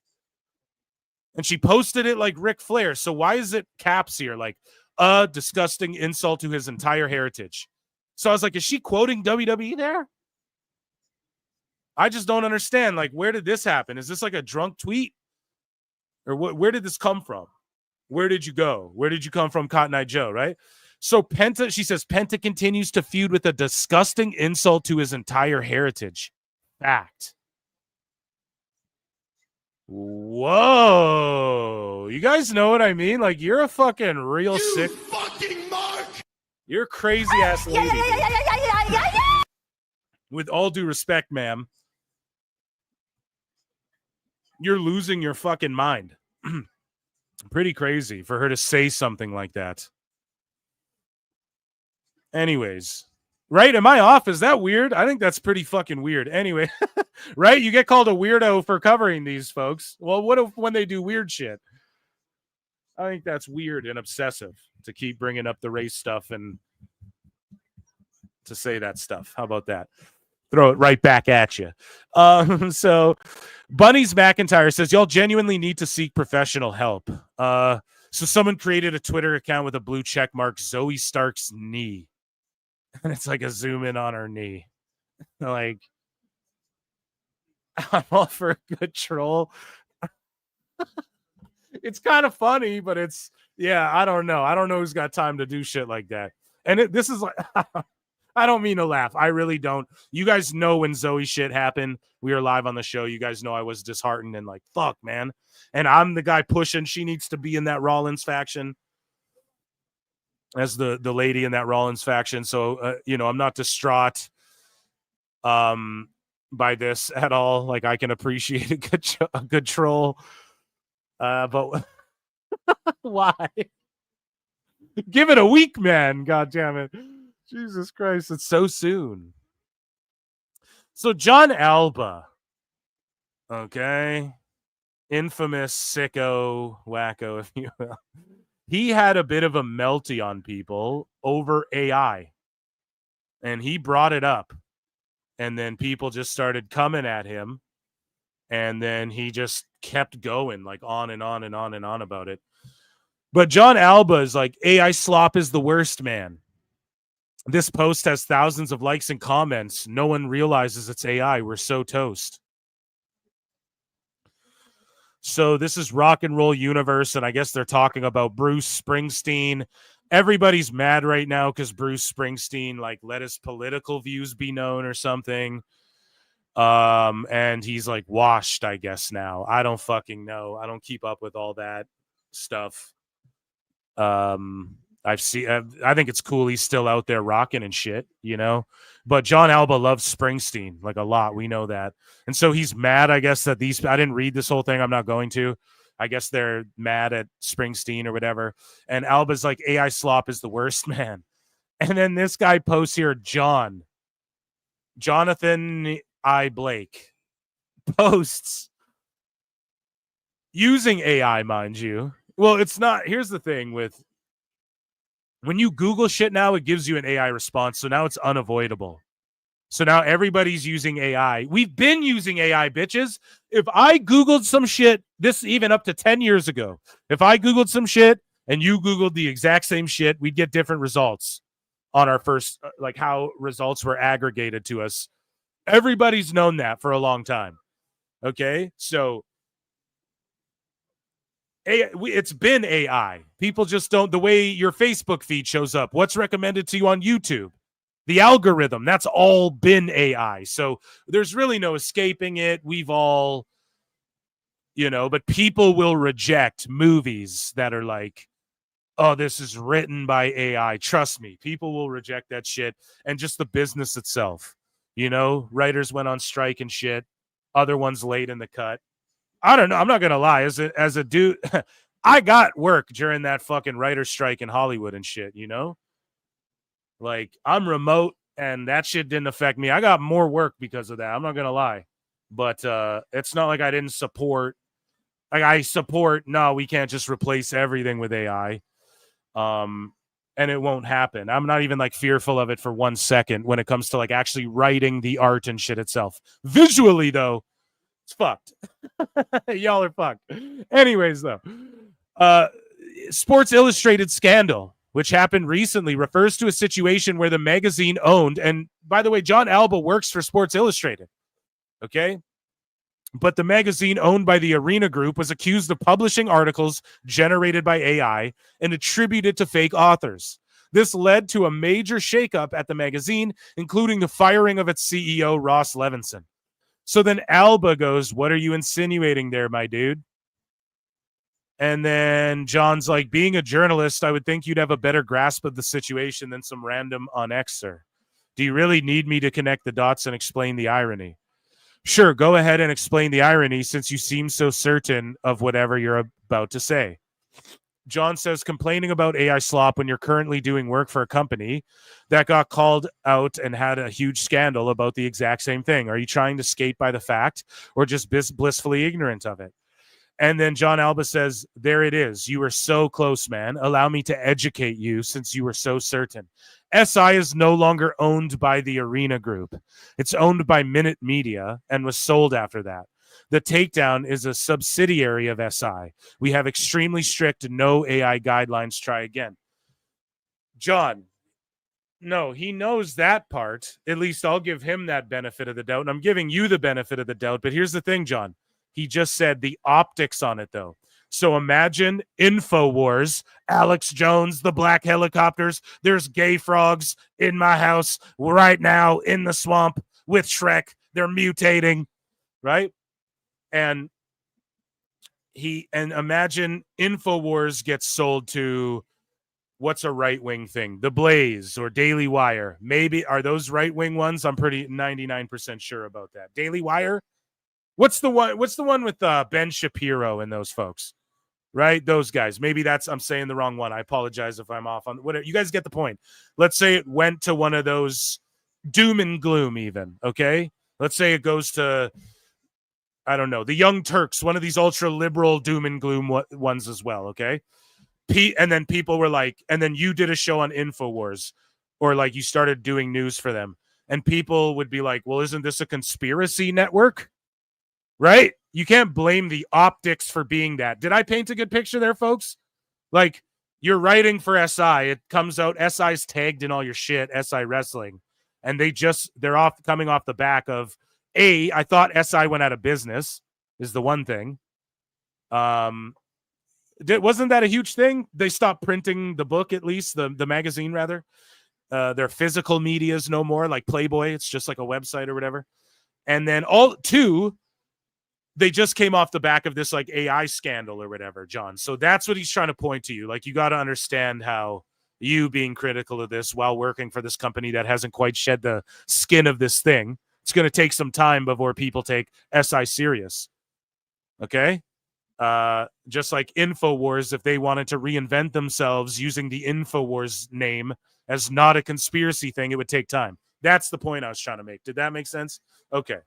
So, and then Alba goes, responds to himself and goes, not to mention you used AI to look that up. Well done. Quite the gotcha. No, everything's AI, Alba. Everything's AI. As I explained before, your fucking Twitter feed is AI, bro. So you can't escape it. Googling anything, what it shows you on your feed was AI directed to you, as well as the ads surrounding it and shit. Okay, so it's just, I don't think you have a grasp of the situation, as the dude said. That John guy said that to you. I don't think you quite grasp the situation. And this isn't like a huge gotcha. However, it is like, I don't know, it's just ironic, and sicko's gonna sicko, man. And he's pointing out, this is the other thing. He's accusing some Facebook post that doesn't like Springsteen of being AI slop because he likes Springsteen. Well, this person who doesn't like SI is or you, I guess, is, or sees hypocrisy, is pointing out something that he dislikes there as well. So it's weird to cope over, like, quite the gotcha. You were trying to do a gotcha to this rock and roll site, voicing their displeasure over Springsteen, right? So I hate when people do this, like, why do you're obsessed. Yeah, I'm obsessed. I have a wrestling thing, dude. Yeah, it's obsessive a little bit. I'd say we all are, no? We're fans of wrestling. We tune into wrestling shows. We read wrestling news. Yeah.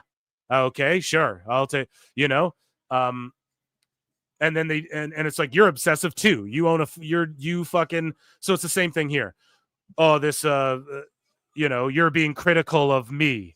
How dare you do a gotcha? Well, you were being critical and doing a gotcha of that Bruce Springsteen hater or whatever, you know, and that guy was trying to do a Bruce Springsteen gotcha. It's just a never ending gotchas. Okay. So shut the fuck up. Quit coping. Moving along. I'm on one today. And so Baydala again. Belligerent Baydala's here. And Julian Weeks quotes it and says, tell them not to show them on their broadcast. So anyways, Andrew Baydala says, it wouldn't shock me if you saw some notable WWE names in attendance during the Knicks-Pacers series. Pay attention to who is possibly shown. Yeah, you can, no shit. That's like saying you can expect Jack Nicholson at a Lakers game, right? You can expect Will Ferrell at an LA Kings game. Like, no shit. There's going to be wrestlers in attendance at these big games. Pay attention to who's possibly shown. All the ones that are in movies coming up. All the ones that got to promote movies that are coming out. We know, dude. Jesus. So this Mr. Nobody guy goes, this is where I wish WBD had a piece of AEW. Tell them not to show them on their broadcast. Imagine this, having this low level of understanding of any of this type of shit. Like, this dude's got to be trolling, but I don't think he is. Right? TNT works with WWE outside of America and shit. They're not, don't show them on TV. I wish WBD owned a stake so they could say, don't show them on TV. That would never happen. Okay? Anyone who tried to say that would get immediately fired and exterminated from the fucking television world. And that, ladies and gentlemen, was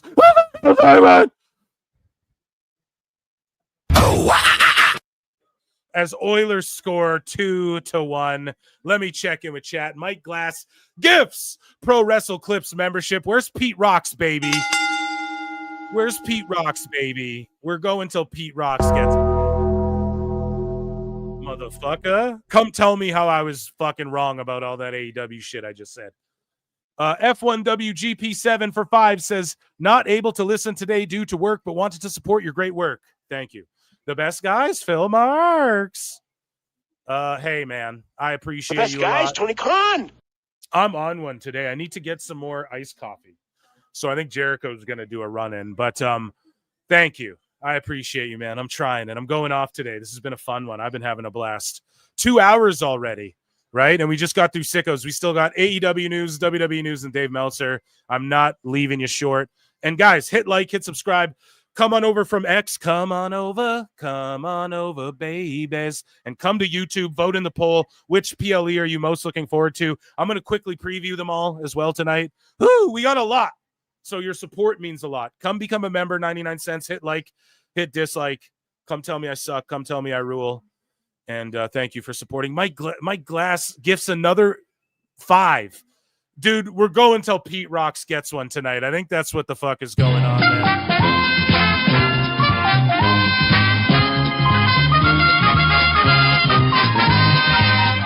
Mike Glass, thanks for supporting. And also, you can go to our Discord, which Lincoln Hawk will throw the link in our description. And you can see his funny AI-generated fucking, speaking of AI, Darth Sidious flute playing memes in the meme section. And I do big meme dumps in there too. Usually after I do a video, I'll fucking go, oh, here's a bunch of stuff you guys should see. And then Mike Glass again for a 10 says for the Illuminati and the Sith. And then Mike Glass again for 5. Jesus Christ, bro, you're just making it rain. I need fucking make it rain, make it rain, make it rain. I be drilling these chicks like Major Payne. When I make it rain, they be like, yo, do it again. Wait, am I singing R. Kelly? Maybe that's not the verse. I should go with. Maybe I should have did Fat Joe's or something. Start singing R. Kelly's. Wait a minute. No, don't clip that, guys. Okay. Thank you so much, Mike Glass. A lot of new flutes are on the way.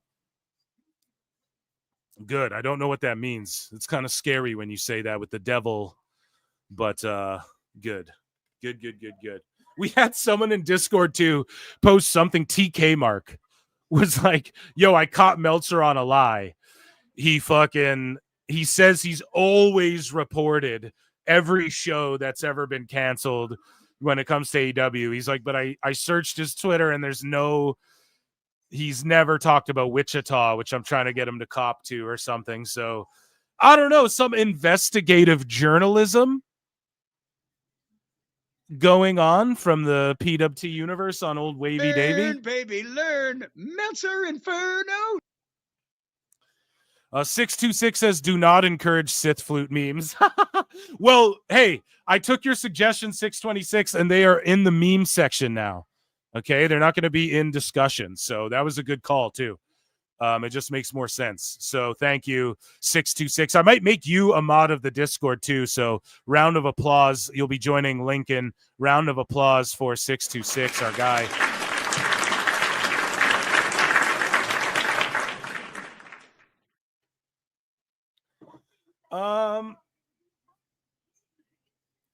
What is our name? Either a Fildo or Illuminati or the PWT universe. Okay, we have multiple gimmicks. Okay, this seems to be a mesh of the Illuminati, the Fildo era. I let you guys choose, and yeah, but listen, I don't know if we're at 100 likes or not. If we are, that's great. It's great. But joining us on the show while I get some more iced coffee going is Chris Jericho. He's got some breaking news here. I look and see it's not just me. So many others have stood where I stand. We are the young, so raise your hand. They call us problem child. We spent our lives on trial. We walk an endless mile. We are the youth gone wild. We stand and we won't fall. We're one and one for all. The writing's on the wall. We are the youth gone wild. Let me get wild. Yeah.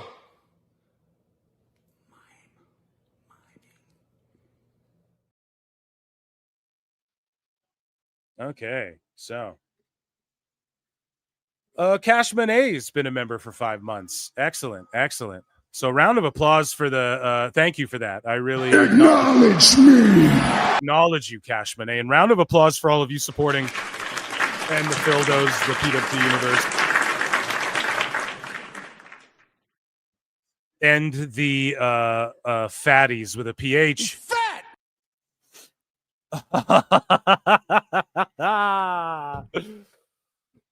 Okay, so what do we have next on deck? Wow. Monet's in there. Should we listen to her cringe? We should probably another goal for the Oilers. 3-1. We're fucking crushing, bud. Crushing, bud. Here, we got to listen to Monet. No? I think that's super necessary, as Jorge Masvidal would say.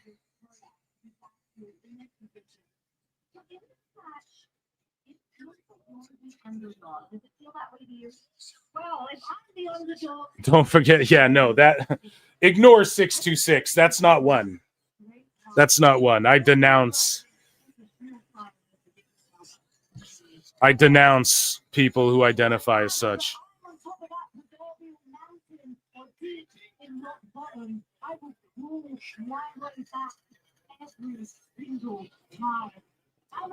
Okay, so Jamie Hayter cutting it up.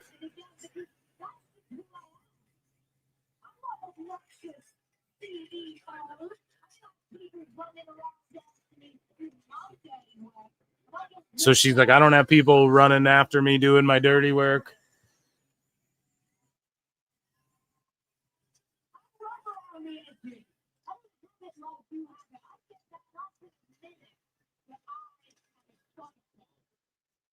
She says, but I'm a fighter. Sorry, I'm locked in, man.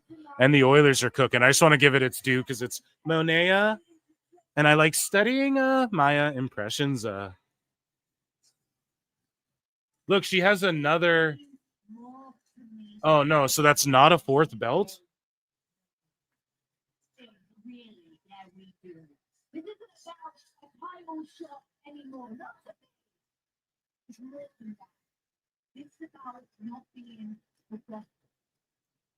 See, Jamie Hayter's a good promo, man.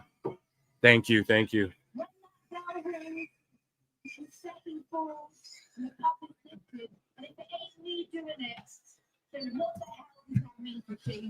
She lost the fourth belt. Yeah, I know that. But for a second there, I was like, oh, is that a new one? You know, like she got a fourth one somewhere else. And that's, you know, they just didn't. Yeah.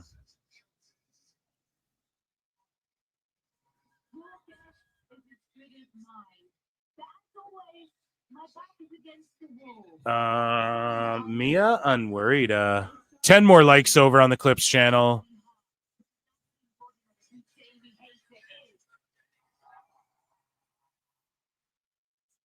Now let's hear Monet. Come on, Monet, say something.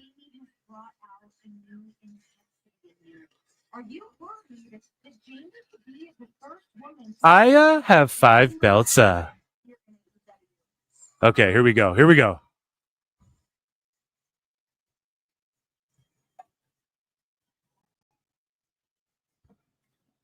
They're like cheering for her.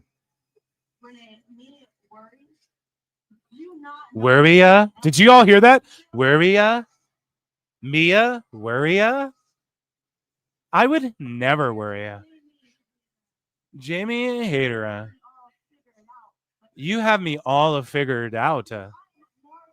I am a more. Do you guys hear that? I am a more than just a. Fuck, dude. I'm the GOAT at this shit, okay? It's like I don't even need to improve it. I had it down immediately. And I'm not looking past you. That you are. It's just so subtle, man. I always get what I want.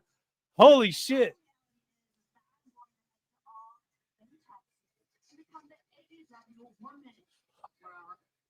AEW Women's World Champion.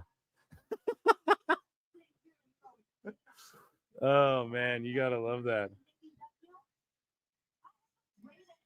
I am the greatest champion of all time. 300 and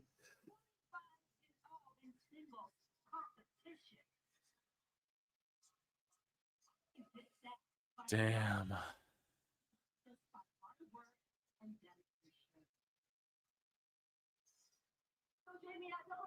So Jamie at Double or Nothing now. I am a. Oh my god! It pops me. It pops me.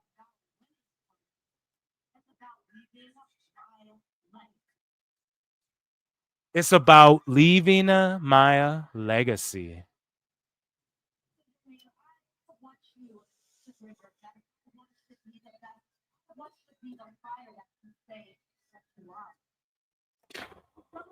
That you say that you are.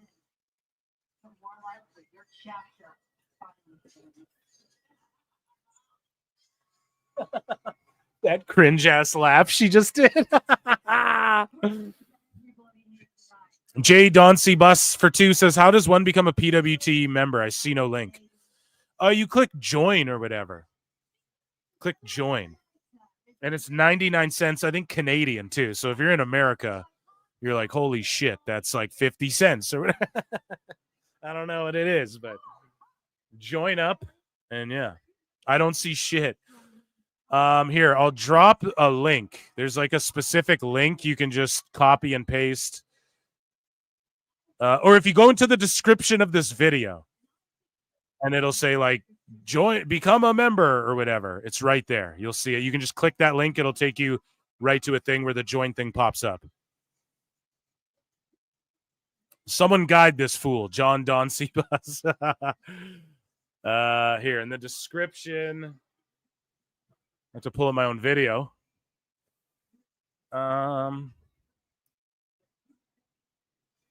Here we go. Now they're getting physical. Let's get physical. We got tons of more hot news too. Don't touch that dial. The lariat. Yeah, I love Hater. I love her look and shit. It's just, it would be better in WWE. And it's not one of those fucking being an E-drone thing. It's just the truth. Here, I'll post the link in chat. I think this link. No, we're not calling you stupid, bro. It's like YouTube's different, man.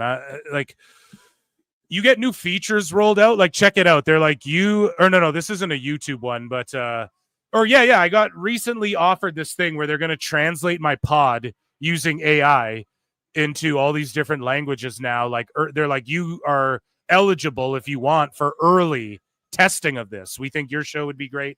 I got, so I enabled it on my channels and hopefully we reach more people that way, right? So I don't know, but it's cool. Or it's like going to transcribe it. I think it might already do that, but it's like going to like AI voice, I think. I don't know if that's what it was asking me, but I opted in for it, So they just roll out shit and then things change, the layout. But that link I put in there, if you can copy and paste it or however you can figure out how to type that in there, it'll take you right. The join thing will pop up. You just pick a membership. Anyways, so far, Phil is saying R. Kelly, Newton John, what a combo. Yeah, dude. And I rapped I sang R. Kelly, but that song was Lil Wayne in this bitch with the terror. Grab a handful of stacks, better have an umbrella. Right? I think I got the lyrics right. That's some old school shit right there. Anyways, what do we have on deck? What are we doing here? AEW news chat? Chat AEW news? Yeah? Let's do that. Since we're reacting to it. So at the same token, though, I need to pull up AEW Double or Nothing card. And I just need like a preview of it on Wikipedia or something. So we can look at all the matches because I want to preview it. Pardon me. Yeah, this head cold, man. God damn, I better shake it before the weekend. I'm living for the weekend. You guys remember that show? The Weekenders?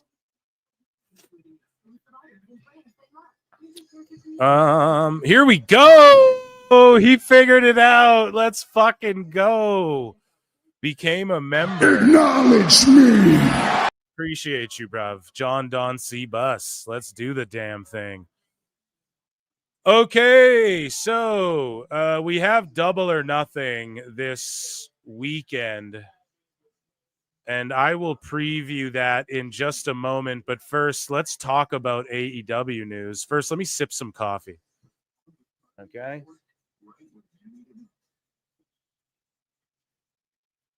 Delicious, wonderful stuff. Oh, and then he's on the Times channel. George, get him the link from the description in the Times channel to become a member for that one. Or I can do it quick too. Here, let me do it. Sorry, guys. We're just doing production shit on the fly.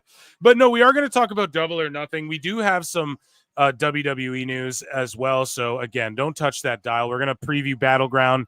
We're going to talk. I want to talk about TNA. Or I didn't preview it. I might skip that tonight, guys, so we don't go over bloated. But we'll review it maybe on the Saturday show or something like that, okay?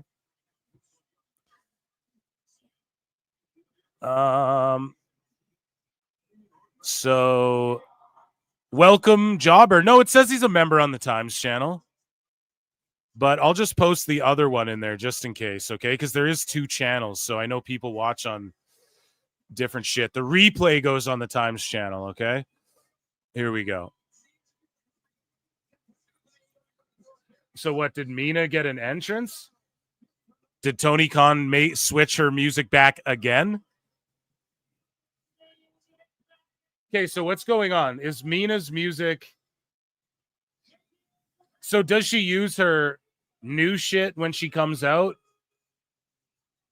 Or is this a different dance? This is her OG dance, I think.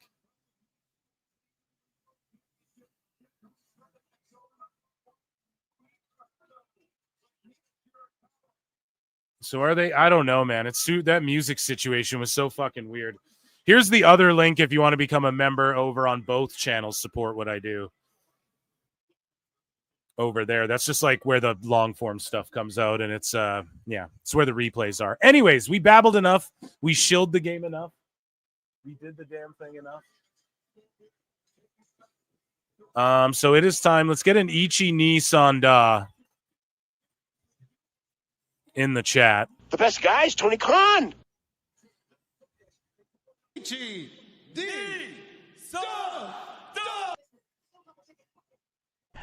Poor people don't like AEW. So somebody asked, Elite Sports Stan asked Raj Giri, what do you think that was in regards to Collision just being booted off the air?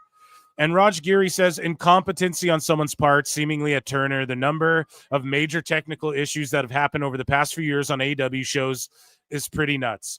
Yeah, they probably are just like letting people train on AEW. Like that's where they get value out of it too. They're probably just letting interns run it. You never see those kind of technical issues repeated during other live broadcasts on TNT, TBS. Never. They need to stop having the interns in charge of broadcasts. There you go. And replace them with people who have a clue. They just don't care. That's where TNT can benefit too from working with AEW. Well, it's the intern show. You know what I'm saying? So we move along here. Shout out Dustin Rhodes. A huge day for me. He celebrates 17 years of sobriety. So round of applause for fucking, and you're cool if you're not sober either. You know what I mean? Some people struggle with that shit though. And I've had lots of friends and family who struggle with that shit. And so it's good to see someone who's able to come out on the other side, break on through to the other side. Former WWE star Bishop Dyer, aka Baron Corbin, said the following in regards to his frustrations with AEW. So now is he just a podcasting grifter? Well, he is on Busted Open, so they're getting paid, Brian. So Bishop Dyer says, what frustrates me sometimes with AEW is you got Bobby Lashley, Shelton Benjamin, and MVP, and they look like $1 million standing in the middle of the ring. They got fancy suits on. They look good. They have sunglasses. But then the other 2 guys come out to cut a promo against them to potentially face them for the tag titles, and they look like shit. Tank tops, doesn't look like you got a haircut or shaved. I think there's some guys there that have to stop being so casual about their appearance on that show. Exactly. Hollywood it up. No, but in ring, bruv. We fall down, get back up in the ring, bruv. Fall down, get back up. What does me t-shirt have to do with that, bruv? It's just about being a superstar, bro. You're on TV every week. Jesus Christ, man. So this is the thing, too. When you turn on AEW, this is the sort of shit that stands out to people sometimes, or a lot of the time as well. And they go, not for me. Dynamite ratings. They did a 588,000. Oh, this is a while ago. Wait, why is this bookmarked here? Jesus Christ, the Phantom bookmarks from January 3. I have that. Jesus Christ, what the fuck is going on? The Phantom bookmark opera, dude.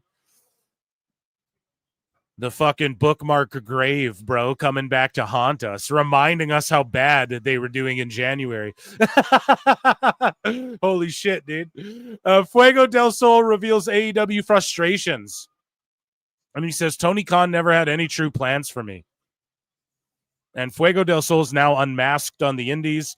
And he said, I don't think Tony ever had any true plans for me. I think the fanfare and the respect I earned from the locker room almost forced his hand to signing me. He said he was only used when other top stars like Guevara or Rhodes wanted to work with him. And he says, I'm an outside puzzle piece that he just fits in when he wants. You could do some stuff with Sammy. Rhodes really likes you. When Cody wants stuff with you, we'll do stuff with you and Cody, but there was no real plan for me ever. Yeah, no shit. You're a fucking luchador jobber, dude.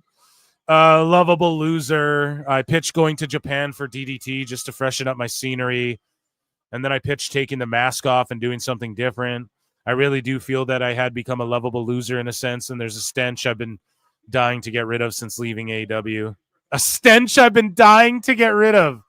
Oh, dude, he's like, it's stinky boo-boo, caca, poo-poo, Tony Khan. Even Fuego del Sol is like, nah, dude. The best guy is Tony Khan. Shit was caca over there, you know? Darby Allin has taken to social media to thank DDP after climbing Mount Everest. And Darby says, I don't know shit about mountains and was going to do this low rent place. Go to this low rent place. When I Googled how to climb Mount Everest years ago, and Diamond Dallas Page said, fuck that, and put me in touch with the right people to do this journey the right way. So thanks, Dallas. So blame Dallas, I guess. Blame DDP for that shit. Or actually, no, not blame DDP. Thank DDP for his survival. Do you know what I'm saying? Master need to obliterate.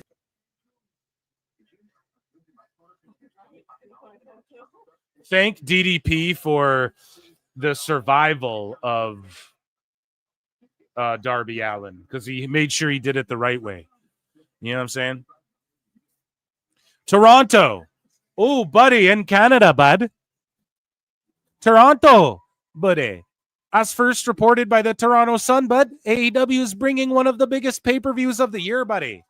All out to Scotiabank Arena on Saturday, 9/20, cuz. Tickets on sale 6/2. Register for exclusive pre-sale opportunities and get early access. Find out what it's all about over here. So they're doing All Out. They moved it from Chicago, and they're going to Canada with it. We'll see how much tickets it sells. Yeah, I mean, Toronto, a famous wrestling city. You know, Canada's clamoring for big events and shit, I guess. Inflation's crazy here too, though. It's not like the economy's the fucking best as well. So I don't know. Hopefully they do well. Are they going to do 16,000 or what did WWE do when they came to Canada last? You know, are they going to do numbers like that? It remains to be seen. But All Out will be there. We'll see what they stack the card with. I'm sure Jericho will weasel his way back on that one. Kenny Omega. They have Canadian talent. And also, I'm interested to see what WWE tries to counter-program this with, because they've been doing a lot of that. It's the end of an era, though. They moved it out of Chicago. Why? Because they're doing a fucking residency there, and they've really blown Chicago up. Like, they've just run it so much, and they're scared to do shit internationally. They're scared to go to these small towns. Like, they got to start doing house shows and actually building a market for themselves. They just go to these same fucking cities and tap them out dry, and then they come to Canada. The way to do Canada is either do a residency and then one big show, or just come in for one big show. And we know that they'll get an appropriate sized ring there as well. So all we can do is hope that Scott doesn't show up. And then Tony Khan's like, well, who's Scott? And then Terrence and Phillip are like, Scott's a dick. And then Scott's like, oh, I wish you can, son. No, I'll do that bit every show now. Just because it pops so many people. I didn't know so many people know about that shit. I'm a huge South Park fucking fanatic, man. WrestleGraphs. So this is from Awful Wrestling. Already told you, non-researching IWCNN why Triller isn't showing Double or Nothing. Simple. AEW aligned with another crappy network. So Triller's been shooting the bed. I think they got sold. Some people picked them up. There was high hopes. I had some people on this show, I believe, who were like, well, there's high hopes for this. You know, I think some smart people have kind of been working with Triller, but I don't know. It is not doing well.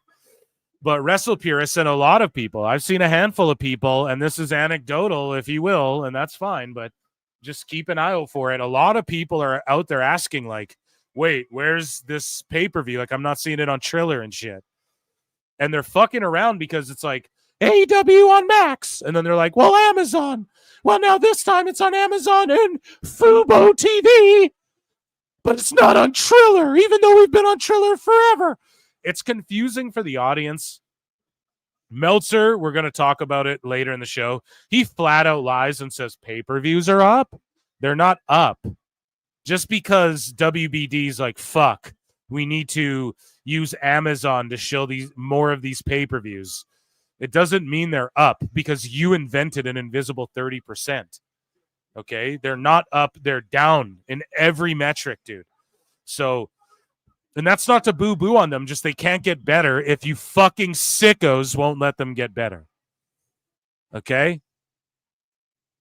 So Wrestle Purists say, as of this morning, AEW was not expected to make Double or Nothing pay-per-view available on Triller.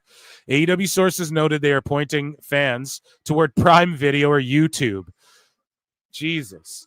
Triller TV sources noted they are still hoping to come to terms to carry the show. So it's like a Rocky thing. Oh, will we not? What are they holding out for? Like, you never hear of problems like this anywhere else, dude. Just start a fucking AEW TV, Tony, and just start your own thing where you sell pay-per-views. People can pay a monthly thing, and then they can buy pay-per-views. That's how you know your true numbers. But anyways, yeah, that was via PWI. And yeah, it was just explained. Like, look at Triller Group right now, dude. That's why. They're fucking can't afford it. No.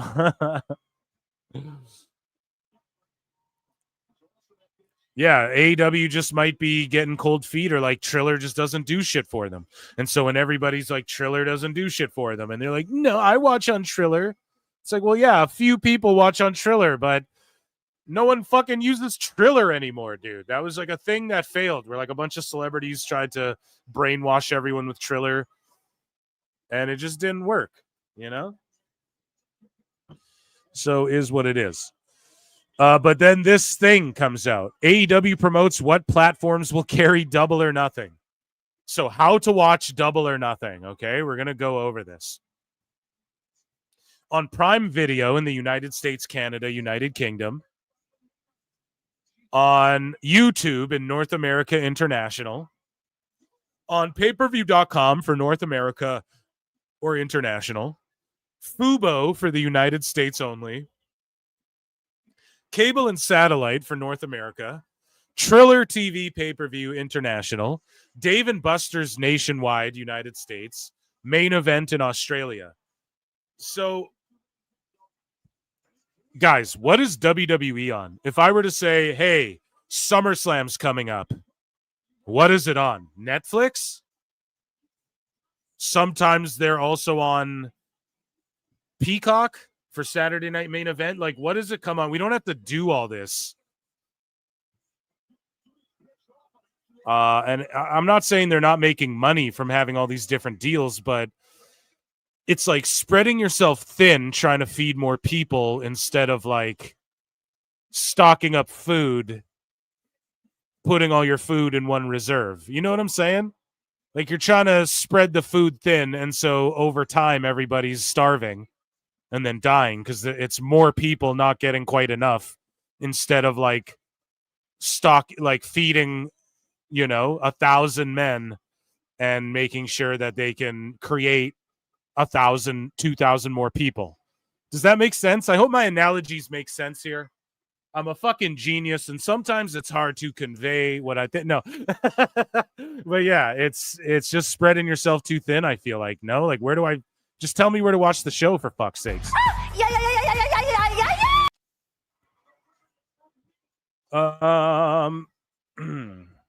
Creighton Rab. So WWE PLE's Peacock in US, WWE Raw, Netflix, NXT, SmackDown, cable. Pretty simple. Bickety bam, right there. So. And I will check in with chat more in just a moment. I just want to trudge through some of this.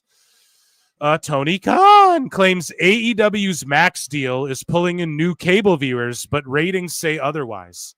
So Ringside News, again, like anybody who actually crunches the numbers and shows their work can prove that the ratings are likely not adding new viewers. But Tony Khan, and he stays very vague and rarely talks about this stuff,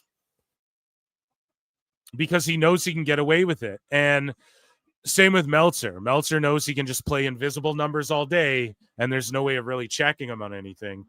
But in an interview with The Sun, Khan claimed the streaming deal has brought AEW a younger, fresher audience. No, it hasn't.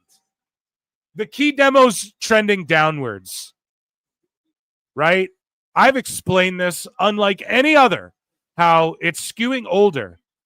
This fan base, this is what happened to WWE. All the older fans were like hanging on, to the glory days. And then it started skewing where just like old motherfuckers were watching it mostly. Now it's young people again. And it's like a fresh, that's what's going on in WWE. And AEW, we're entering that era where we're into the second half of the first decade. And it's been 6 years. And people who were like 25 popping for fucking the Bucks and shit on Twitter are now like 30, 31, 32. They're having families and they're like, yeah, man, or they're just like growing up and are, Cheeto dusters. And, maybe that's the description for them. I'm unsure. But either way, like, you guys get what I'm saying. The Bucks aged out. This indie go viral for indie clip thing, that shit aged out, I feel like. And now they're just saying, well, it's obvious younger people stream on streaming services. Where's the evidence of that? It's obvious that young people pirate shit. And this is what we know, is that people who pirate shit, there's studies that prove all this shit. Younger people pirate stuff. People who pirate shit will pay for stuff if it's reasonably priced. A big majority of them. That's proven in studies as well. But younger people are like sharing passwords, and that's why all these companies are cracking down on that, and they're using like their moms as Netflixes and shit. So they're just invisibly saying, oh, well, the young people skewing away from AEW. If it was WWE, he'd be like, look, the key demo, they're skewing away. But no, instead, he's like, well, they're just obviously watching on Max because younger people are watching, what's that show? Pit or whatever on Max. Like, what else is there on Max for them just to subscribe to HBO Max? AEW? No, man. They're people watching are illegally streaming or using their fucking parents' HBO Max account to watch it, bro. And they're password sharing and shit. And this is why HBO's cracking down on that really hard. So I just don't know where Dave's coming up with this shit. But anyways, or Tony. Tony's like, what's really changed for us this year? It's been a true game changer, sport changer for AEW's Max. Why doesn't the houses reflect that? Having AEW on Max has helped us reach new viewers, new audience, a younger audience, all kinds of people that have never seen AEW before. The houses don't reflect that. Maybe even some cord cutters that had gotten away from cable coming back into AEW now. It's great. Khan also asserted that AEW's traditional cable viewership has increased since the streaming rollout, saying even though we started streaming, more people are watching on cable, which is the complete opposite of what every analyst would have expected. It's great. I don't think more people are watching on cable. I think year over year, it's the lowest it's been. So I just don't think that that's the truth, man. But here's the thing. Those claims don't exactly hold up. Oh, am I sharing this? I want you guys to see these numbers and shit, brah. Here, I got to wet the whistle. So, according to Nielsen data and viewership on Dynamite, averaged around 816,000 viewers and a 2.6 rating in Q1 of 2024. Justin, think about this. The other day, they're like, oh, a big boost in viewership, greater than normal, when they had a 688K viewership. Just 1 year ago in quarter one, 1 year ago, they were doing 816,000. And these sickos are victory lapping over fucking 688. They were doing 816,000 viewers and a 0.26. The key demo has been a 0.09, a 0.12, a 0.14.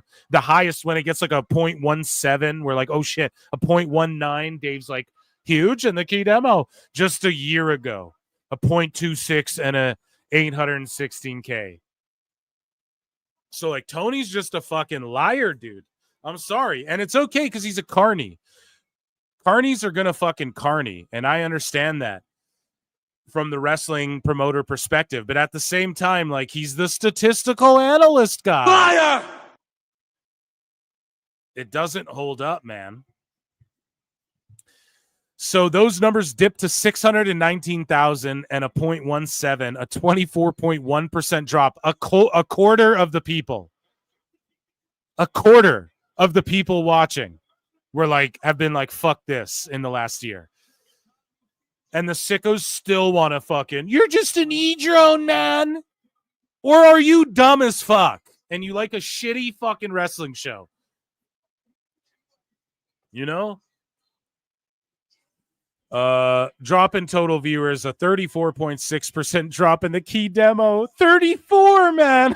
In the key demo in 1 year. Oh my God. Oh my God. They all just went to Max. Oh my God. Even weekly trends show the damage. Episodes in January 2025 barely cracked 600,000, while some falling to high 500,000s, an alarming decline. Still, Khan believes the Max partnership has added value. That move into streaming has injected a lifeblood into AEW that's been a really positive thing for the wrestlers, the staff, and the fans in 2025. People are just done being gaslit and shit. And this was the, like, it's been so many gaslighting things adding up. And this is what I was screaming from the rooftops. Like, stop fucking gaslighting. Because it's like crying wolf. It's eventually gonna catch up with you, you know, and people are just going to never allow you to get a victory ever. And that's what's happening here in fucking droves now. And people are just tired of the fake numbers. People more than ever on Twitter, like, I haven't watched AEW in forever. I barely tune into AEW and shit. And this is why. To be perfectly honest, man. And then sickos will defend it, and we're just tired of lies and stuff. You know, it's just annoying. 626 for 626 says they don't want to address the audience, so Ospreay will be wrestling in a shirt with a gravy stain on it at the pay-per-view, bruv. Bruv, we make changes on the fly, bruv. Tony Khan, bruv, changed Mina Shirakawa's music back and then back again, bruv. Listen to the fans. John Don C-Bus 1 became a member on the other channel. What a fucking gangster, dude. What a gangster. I had to shill it to you, man. You know what Sometimes they say. in life, you got to be a hoe. 626 for 2 says AEW's in a 20s era dust bowl. Cheeto dust. Yeah, I mean, the start of the show, they went very, like, character heavy for a go-home show. Again, these types of things could be things that are spread out. Like Mina, after her match, had like just as long as her match was a brawl with Toni Storm and shit. And they're both babyface. So like, why not build and position people and do some of these things week by week? And then the show just ends with the same bullshit. Bumblecock Club tables. They're setting up table spots. Gabe Kids out there. It's, I don't know. It just is what it is, man. The show is just, it needs help. Not all of it was bad tonight. This was one of the less egregious shows. You know, I would say one of the more focused go-home shows before a pay-per-view for sure. And I'll give them points for that. The stretcher match, though, like they're doing a fucking stretcher match between Ricochet and Briscoe. Just out of nowhere. So we'll get into that in a minute. But moving along here. Warner Bros. Discovery credits ratings cut to... Oh, sorry. WBD's credit rating cut to junk status by S&P, citing weak linear TV outlook. Okay? So just be on the lookout. People are getting mad at me now, too. Oh, there's no... This stuff doesn't depend on Superman doing well. It fucking does, bro. They are in shambles right now. I think Superman's going to crush at the box office, though. It looks so good. Wrestling Observer. AEW Collision ends early on East Coast due to technical issues. And then the Observer. This story has been updated as both TNT feeds did not air the last 30 minutes of this week's Collision. So the Observer having to correct themselves. At least they've done that. AEW presents All Out. Chat, let me know when you notice who's there. CM Punk, Matt Hardy, Jade Cargill. Now, some people were like, oh, it's just some shitty third-party site, blah, blah, blah. Yeah, I get that, man, but why is everything outdated? And then someone's like, oh, they have the same thing with Roman and Ronda on a fucking... Prove it. Where? Show me where that's a thing. And we've read and made fun of these TV guide descriptions, but those get fixed, you know? I understand having something out there before. It's just like, why is AEW, why are their trucks out of date and shit? You know, it's because it's just not focused, and they've never really known what to do. And it's not like this shit can't be updated. Like, you're selling an arena tour and CM Punk's on there. Like, that's not a good look. You know, people like, oh, it's false advertising. I don't know about all that. And you know, AI or whatever, they'll grab pictures from fucking Google and stuff. I understand that, but you need to aggregate that. Like, there's companies that deal with cleaning up your digital footprint and stuff, and they need to be on top of that. You know, it's all. We're just pointing that out as well. But it's just funny. It's kind of funny. I mean, this isn't like a huge L or anything. It's just kind of funny to see, like, we're coming to Toronto and then how outdated this is, right? So Tony Khan tweets out, the TNT Drama app, available on almost all devices, has the West Coast feed due to technical issues with our studio transmission. So yeah, we covered this to death, and Awful Wrestling was roasting them. Will Ospreay says he'd be open to being a Paul Heyman guy, bruv, if the opportunity was right, bruv.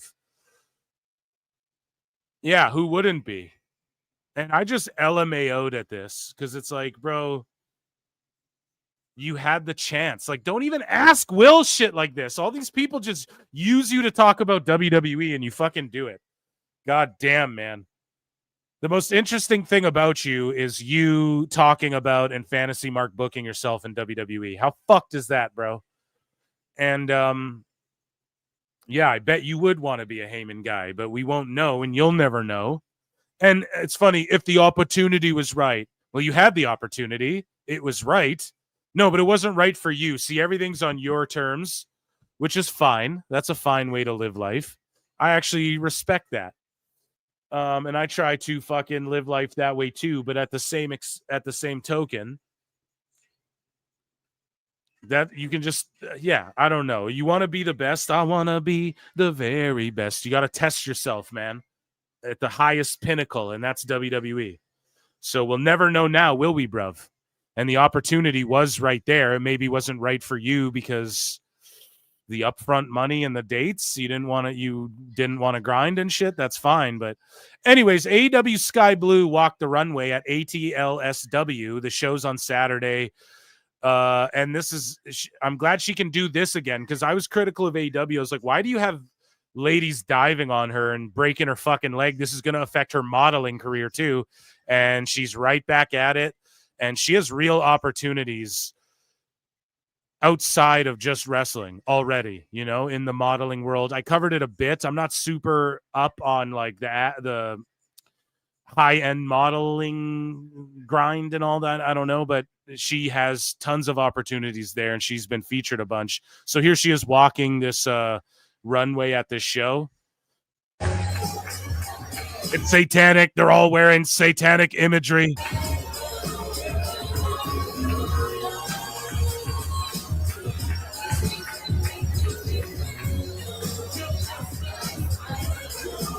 The Met Gala. They're praying to Moloch. Once again, give it up for Lindsay Ford. This is all Masonic ritual.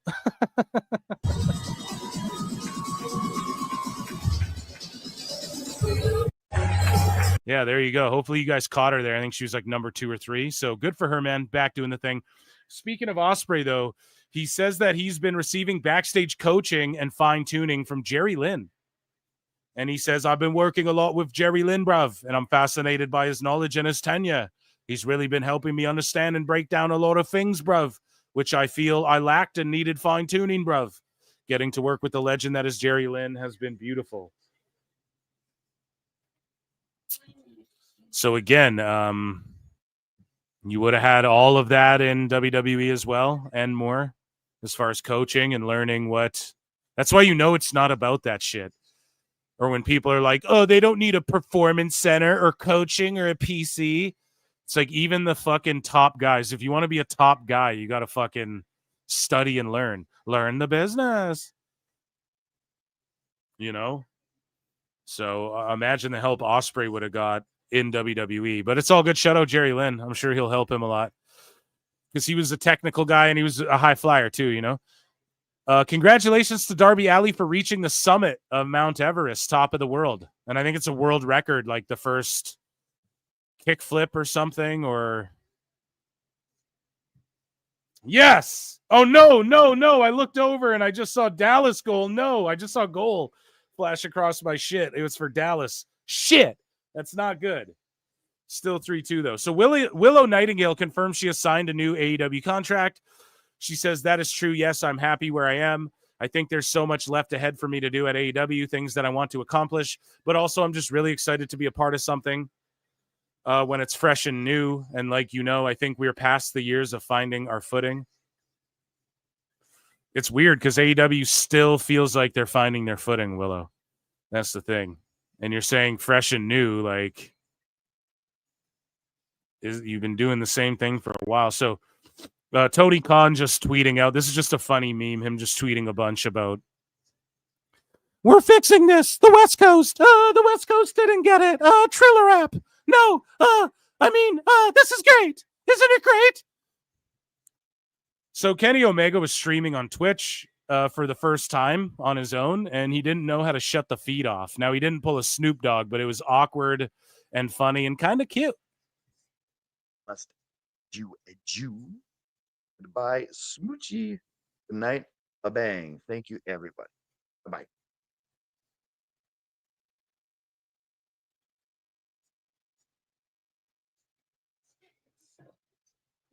How funny is it that I don't know how to stop the stream? And he did his dumb fucking sign off. Then he's like, wait a minute. Kenny, I'll work with you, dude. I'll produce your pod. Hit me up. He's trying to figure it out. How do I shut it off?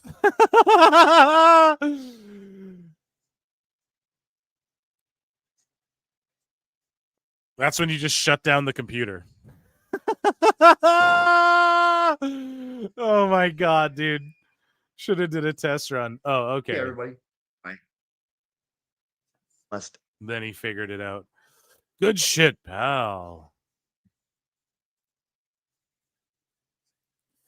So Darby Allin, he reached the top of Mount Everest, pulling a JBL, as we covered on the show. Congrats. After being violated repeatedly by himself on the internet, Alfred Konuwa violated him more, Ricochet, and here's he did a video where he did like a fake Vlad TV interview, except for it's Twitter Ricky. And so Ricochet, the Ricochet ratings watch is the first watch in wrestling where every quarter hour the numbers go down. So here's Alfred Konuwa, shout out Pro Wrestling Bits. And yeah, here's more. He's just continuing his assault on Ricochet here. It's the Ricochet Ratings Watch. Take 1 minute out of your day and buy the Ricochet Ratings Watch. The first watch in wrestling where every quarter hour the number goes down. 1 minute, it's 3 o'clock. 15 minutes later, it's 2:45. With state-of-the-art reverse-engineered chronographic technology, the Ricochet Ratings Watch is the only watch on the market that ticks backwards. I bought this Ricochet Ratings Watch in free agency, set an alarm for a very important meeting. It never went off. Now I'm out $2 million in my dream job. Fantastic. No, it's not fantastic. I have a whole family to feed. Give me my The Ricochet Ratings Watch comes with a talkback feature, which is currently in beta testing, so it's not all that good at talking. Ricochet, what time is it? It's time for Ricochet to be a top star in the best... I'm sorry, can I take that again? Oh, we're live, pal. What time is it? It's Twitter time. I went to sleep with my Ricochet Ratings Watch on, and by the time I woke up the next morning, it had posted a bunch of profanity-laced tweets on my account about its ex-employer. That's because the Ricochet Ratings Watch's reverse-engineered chronographic technology allows it to tell time backwards, so it spends 24 hours a day living in the past. The Ricochet Ratings Watch is available in black, white, and beige. The Ricochet Ratings Watch is black, white, and beige. It's non-refundable and comes with poor comedic timing. Now and for a limited time only, you'll get a free Ricochet ring watch. Oh, man, good shit. Just continuing the all-out assault. Speaking of Ricochet, Samantha Irvin, his wife, Samantha Irvin, was in the studio with Swerve Strickland. They live-streamed it. Oh, dude, there's a producer just marking them in for money by the hour. I don't know, unless Swerve built this setup, man. Like, I came up in the days we built our setup and shit, and oh man, there's just people are just milking them for money. Guys, listen to this music. Now, there's a lot of people. I have a friend who's won fucking Grammys for songwriting, for instance, and he's like, I'm sorry, but Swerve ain't even like a rapper, bro. He's just shit. Like, he's not even really, he plays this persona after the Hit Row gimmick. He's not even like a rapper, dude. Listen to his songs. He can't even rap. I don't mean to be a hater, dude, but really listen to that top rope catch a vibe. Like, his verses aren't, I don't think he really understands like what he's doing, really. And then you add Samantha, and it's just very wordy music. And I'm not going to become like, what's that guy? Fanta. Don't you wanna Fanta? What's that guy? Fantano or whatever. I'm not going to start doing his gimmick here, but you guys listen to this. We love music here at PWT. Let me know, is it Becca hot? Does it get a 3 because it's cool? Or does it get a 1 because it's done? You guys let me know. I wasn't feeling this at all. And someone's just marking them in for shitloads of music money per hour to be in the studio. And it all comes out of pocket, dude. The music industry is so fucking gnarly, man. Let's take a listen. I wanna know what it's made of. I wanna show me what you came for. It's inside, it's my time now. I like guys when the ones around. Slide on the ground, no it's upside down. Deep diving and grinding out. Let me show you what I'm all about. Looking thirsty, let me quench your drought. Let's do this exclusive. Looking thirsty, let me quench your drought. It's just such like oh man, I hate to be we're gonna critique it. Hey, it's what I do. It's so like, how do you explain this without being rude? It's not a bar. Like it's just very like, that's for sure. There's 4,000 people who said that same thing. There's better ways to say shit like this. I don't know. I feel like it's wordy. Am I wrong? I just don't feel like this is a bop. Well, maybe they didn't make it to be a bop. I guarantee we get a music video for this and it's on the AEW music channel or whatever. I guarantee they shoot a fucking music video for this, okay? I like guys when the ones around. Slide on the ground, no it's upside down. Deep diving and grinding out. Let me show you what I'm all about. Looking thirsty, let me quench your drought. Let's do this exclusive. Let me take you down. Whatever you see in my body do is a representation of what I do to you. It's what I'm feeling inside. You know I'm feeling, you wanna see that it's one more time, press rewind. This is what it is. And I hate to be like this. It's trying to do what other people have already done, but like it's in a very generic level, you know? What's unique about right now? I'll play you a Rico Nasty song. Show me another girl who fucking raps like Rico Nasty, for instance, you know? And even if you don't like her music, like it's fucking unique the way she hits those tracks, you know? Saying, yeah, like that kind of, it's like punk rap almost, right? Like that. It's just like a unique take on that shit. You know, I've said this before, if you think like wrestling podcast is oversaturated, because Christ knows it is, man. Everybody and their mom's got a fucking wrestling podcast. Everybody and their fucking dog's a musician or a rapper now too, dude. It's crazy. And, you know, makes music as well. So, yeah, I'm not trying to just bury this shit. I'm a way bigger fan of Samantha's other song. I think Samantha's other song is way more focused and like her vibe. And then Swerve's like top rope, catch a vibe. That's catchy. Like it's a catchy hook. It's not a song where, you know, the verse in it is like, I don't even really understand what Swerve's saying in half of it, you know? But, yeah, it is what it is, man. I'm not trying to hate. I guess it sounds like I'm hating, but I'm a music lover. You guys know that. I'm passionate about it. I play lots of music before and during the show, and I always tap. When wrestlers make music, I try to always tap into that. Anyways, we watch Dynamite, and Double or Nothing, there's a stretcher match. So Mark Briscoe is beating the shit out of Ricochet with a stretcher on this show on Dynamite. They just out of nowhere are like, stretcher match. I don't really get why they're doing that. But hey, man, it is what it is. I guess they hate each other that much. I know they've been feuding, but to have a stretcher match is like someone should have like made someone get carried off on a stretcher, or I want to hurt you so bad that I want you to be in a stretcher or something. Career-ending implications. Mercedes Monea says that she wants to see Athena on AEW TV more. And then I quote tweeted this, and I'm like, well, then why the fuck didn't you put her over in the non-title match? Why the fuck don't you say, hey, I want to work with her long term? It's such fake bullshit. You don't give a fuck if she's on TV or not. You just see what fans say. And I do honestly like Monet. I like that she doesn't let fucking haters and shit. She's not sensitive. She'll like pipe back and forth with a sicko.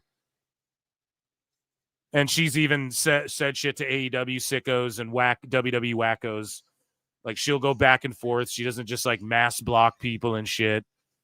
Not saying if she did, that would be a problem either, right? It's your fucking socials. You do what you want. But she's I don't know. She understands she's working. I'll give her that much, you know? But where it's bullshit is like, don't sit there and say you want to see Athena on TV more. You'd fucking tell that to Tony Khan then. And you would say, I want to work her a bunch. You're on TV all the fucking time. You're on all the pay-per-views. Say, I want to work her a bunch, and here's what I have in mind, and I'm going to pass her this title, the TBS title, so she's on TV more as your TV champion. fucking Dallas.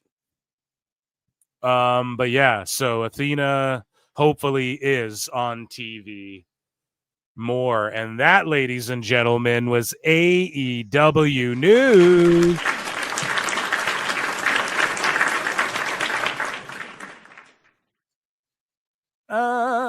Oh no, sorry, that wasn't AEW News because we have to fucking preview Double or Nada, which we're gonna do right now.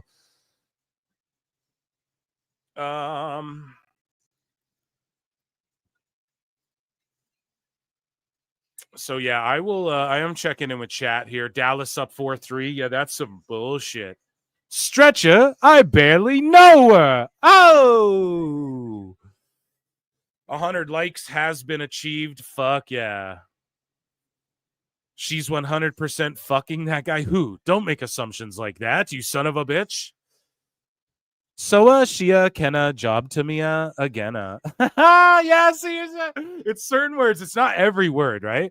And there's another thing. I don't point out all the nuances because I don't want to give away all the herbs and spices, but there's another thing she does that I fucking do in my impression that I think makes it just so good, but I'm not going to point it out. I already give you guys too much. Phil, Samantha music is terrible. Let's be real. And Swerve is just bad. Thank you, Denisha. Rizzler raps better. Hey, how does that song go again? Yeah, I'm at Sizzler in the kitchen like Gordon Ramsay, and they call me the Rizzler. And I just hit the Riz face. I probably just butchered it, but whatever. I shouldn't know the words to that song, let's be honest. Man.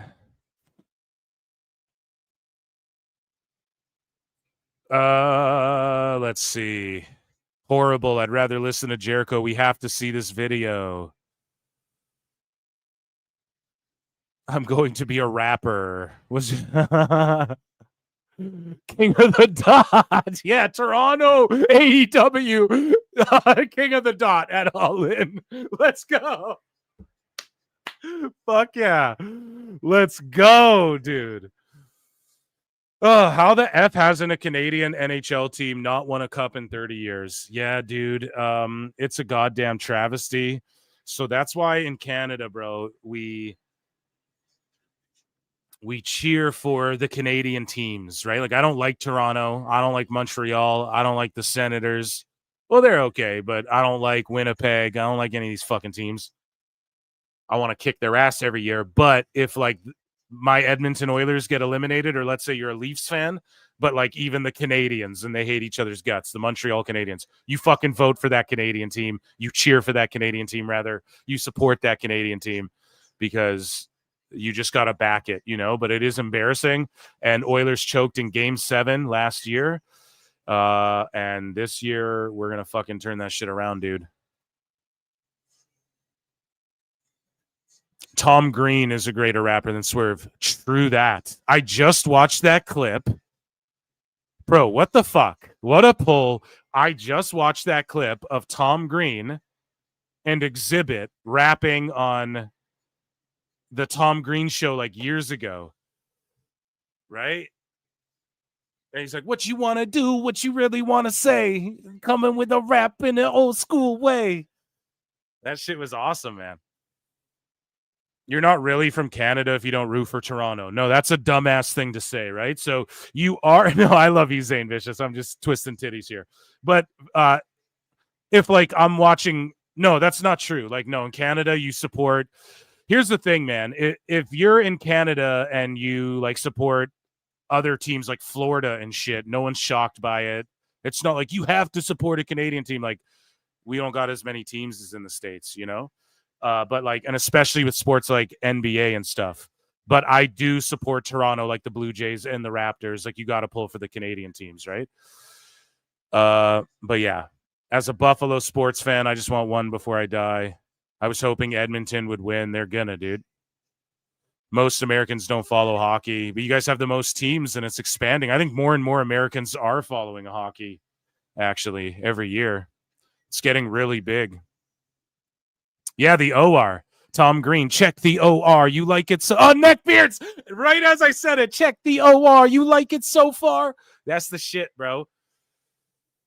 Okay, so let's get into its preview Double or Nothing. I jumped the gun. We weren't even done our AEW segmente. And you know what they say. Sometimes in life, you got to be a hoe. And you know what they also say. You know, poor people don't like AEW. So Jamie Hayter and Mercedes Moné this is the Owen Hart Foundation Cup Tournament Final, and the winner earns a world championship shot at All In. Fuck, Moné's gonna go and collect all the belts from Toni Storm and shit too, isn't she? Or maybe Mina. Maybe Mina gets it off Toni, and then Mina drops to Mercedes because, you know, she likes working Mina, and Mina won that triple threat for New Japan. Or no, she got pinned in that triple threat, whatever. So, yeah, man, it's so messy and gross. I just really hate. You just know it's going to happen. That's why people are tuning in, because you know it's going to happen. It's like, I already know what Mercedes is going to do. Why would I watch this shit?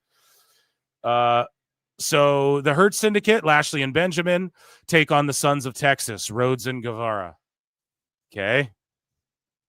And Moné's on the card. And Guevara's there, so maybe they squash that shit. It's for the AEW World Tag Championships, and they are the Sons of Texas are the ROH Tag Champions. So why not make it for both? Merge the fucking belts and be done with a set of them, and make your show interesting, or fucking do something to make people want to watch Ring of Honor. Fuck. So this is just happening because Timeless Toni Storm with Luther versus Mina Shirakawa. I mean, I'm here for this one, Eric. I'm here for this match. It's a healthy AEW match. But I just feel like we sort of passed all this. And then Mina, that's why I think Mina could get it. I think they're going to reward her, and I think Toni and her are really good friends as well, and they might give it to her, and then she can drop it to Moné. And then Toni does, and then eventually you do Toni Moné, unless the plan is, because, and I know some people might say, no, that's dumb because of, All In, the big show, they want to do the money match, but we're talking about AEW here. So it's always the booking. You're always like, why are they doing this instead of this?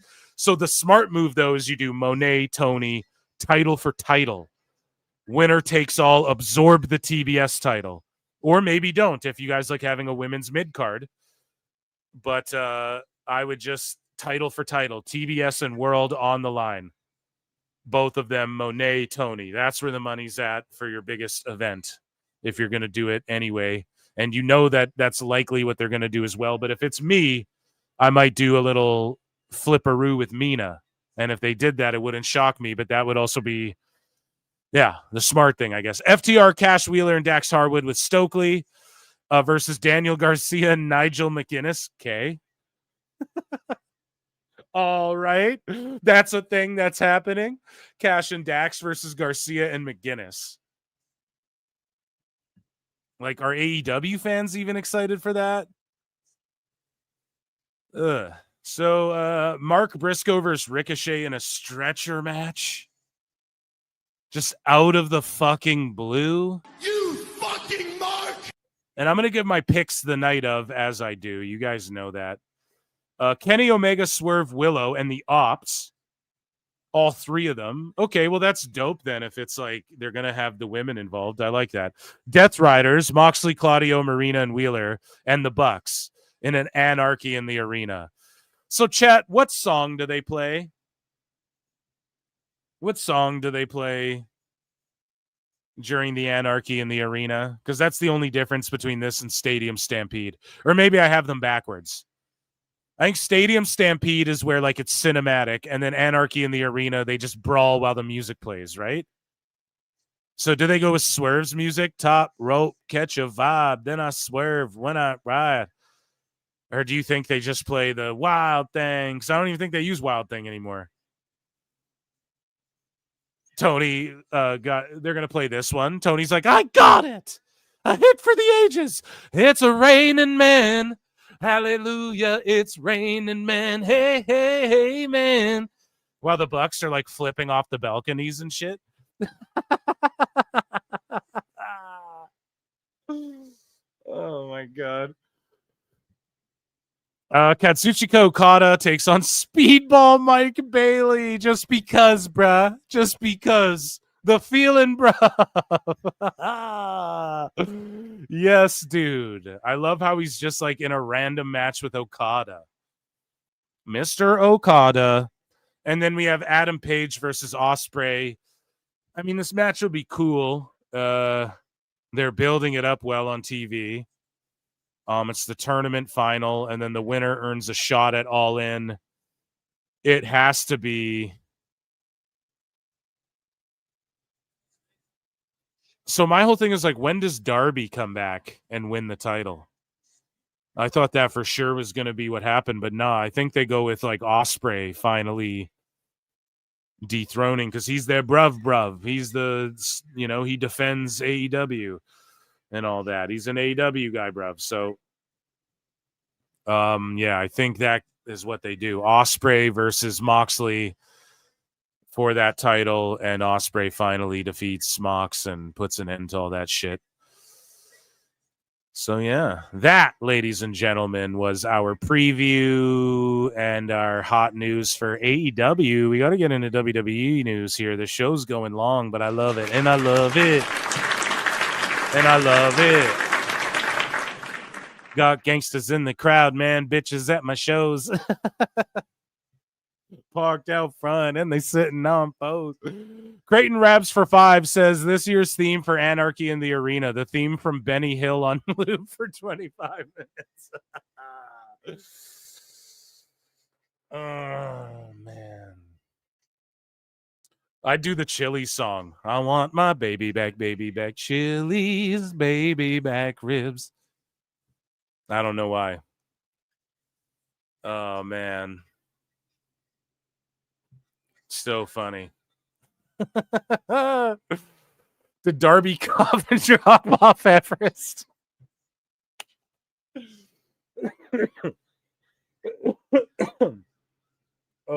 Pardon me, I think I need a lozenge. Ospreay can always turn heel and beat Darby, right? But guys, the prediction was like Darby's gonna get off that mountain, and then he's going to go on and be the one to dethrone Moxley. Well, no, because All In, like Double or Nothing, Mox ain't dropping this belt. He's not even in a title match. And then at All In, he's fighting either Ospreay or Hangman. More like obviously not Hangman, because he's already been there, done that with Mox. They're like 50-50 against each other. So it's got to be Ospreay, right? And then Darby comes back to what? Do they just do a tweener? 2 baby faces, bruv. And then that's what'll happen. And then they'll just move away from the Moxley stuff as if it never even happened.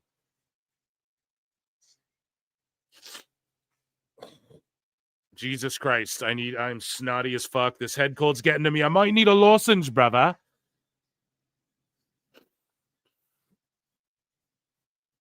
Please don't get annoyed of it on the microphone. By it, rather.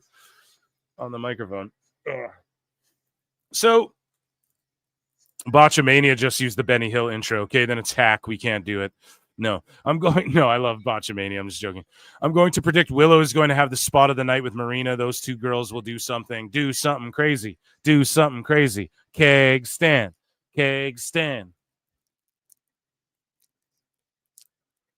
Yeah, I could totally see her doing something wild as fuck. Because she has that hardcore element to her.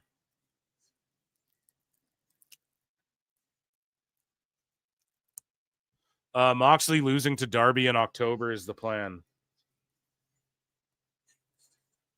Villain laid it down like the best made plan. Ricola. Moxley's losing to Darby in October is the plan. Are you sure about that? It wouldn't shock me. Or just whoever has the belt loses to Darby in October.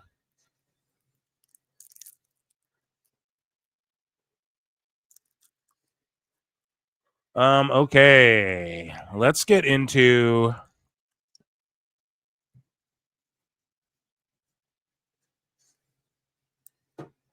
some WWE news. Edmonton's desperately trying to tie it up right now. Okay, so Where's my breaking news?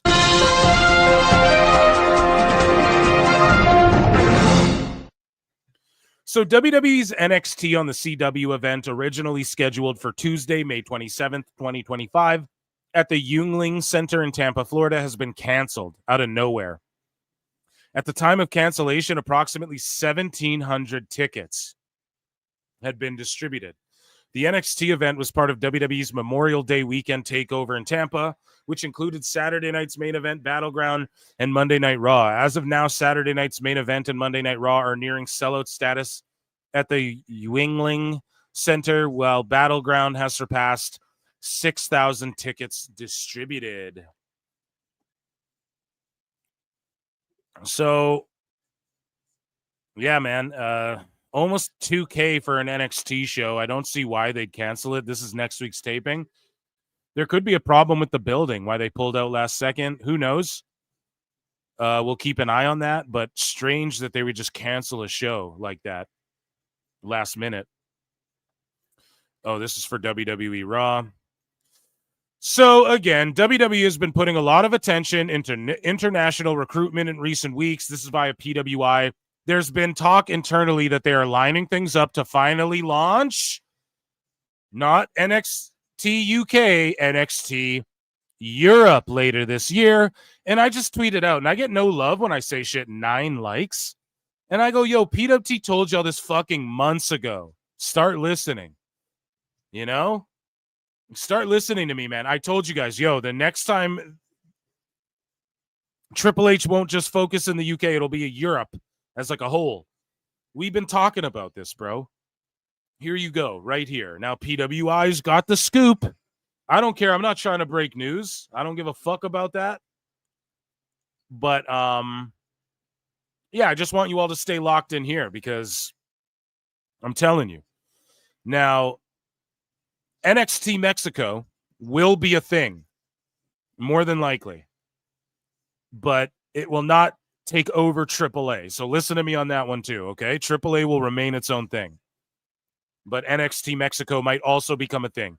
The UFC just opened a performance center in Mexico, and they're doing the same thing. They're eyeing the same countries.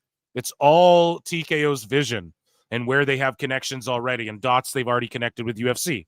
That's why I'm able to puzzle piece it together and tell you this shit. Because in UFC and TKO, there's like a European initiative. It's not just like one country. They already kicked the door down everywhere, right? And Triple H's vision for this was always bigger than just the UK. But with Vince, we should start with just the UK. It's a rich talent pool, lots of feds that we can pick from and everything. So NXT Mexico will be a thing. And then we're going to hear all the dirt sheets be wrong again about them not changing AAA. And, yeah, we're going to see it pop up other places as well. We know that Dana White's looking at Africa.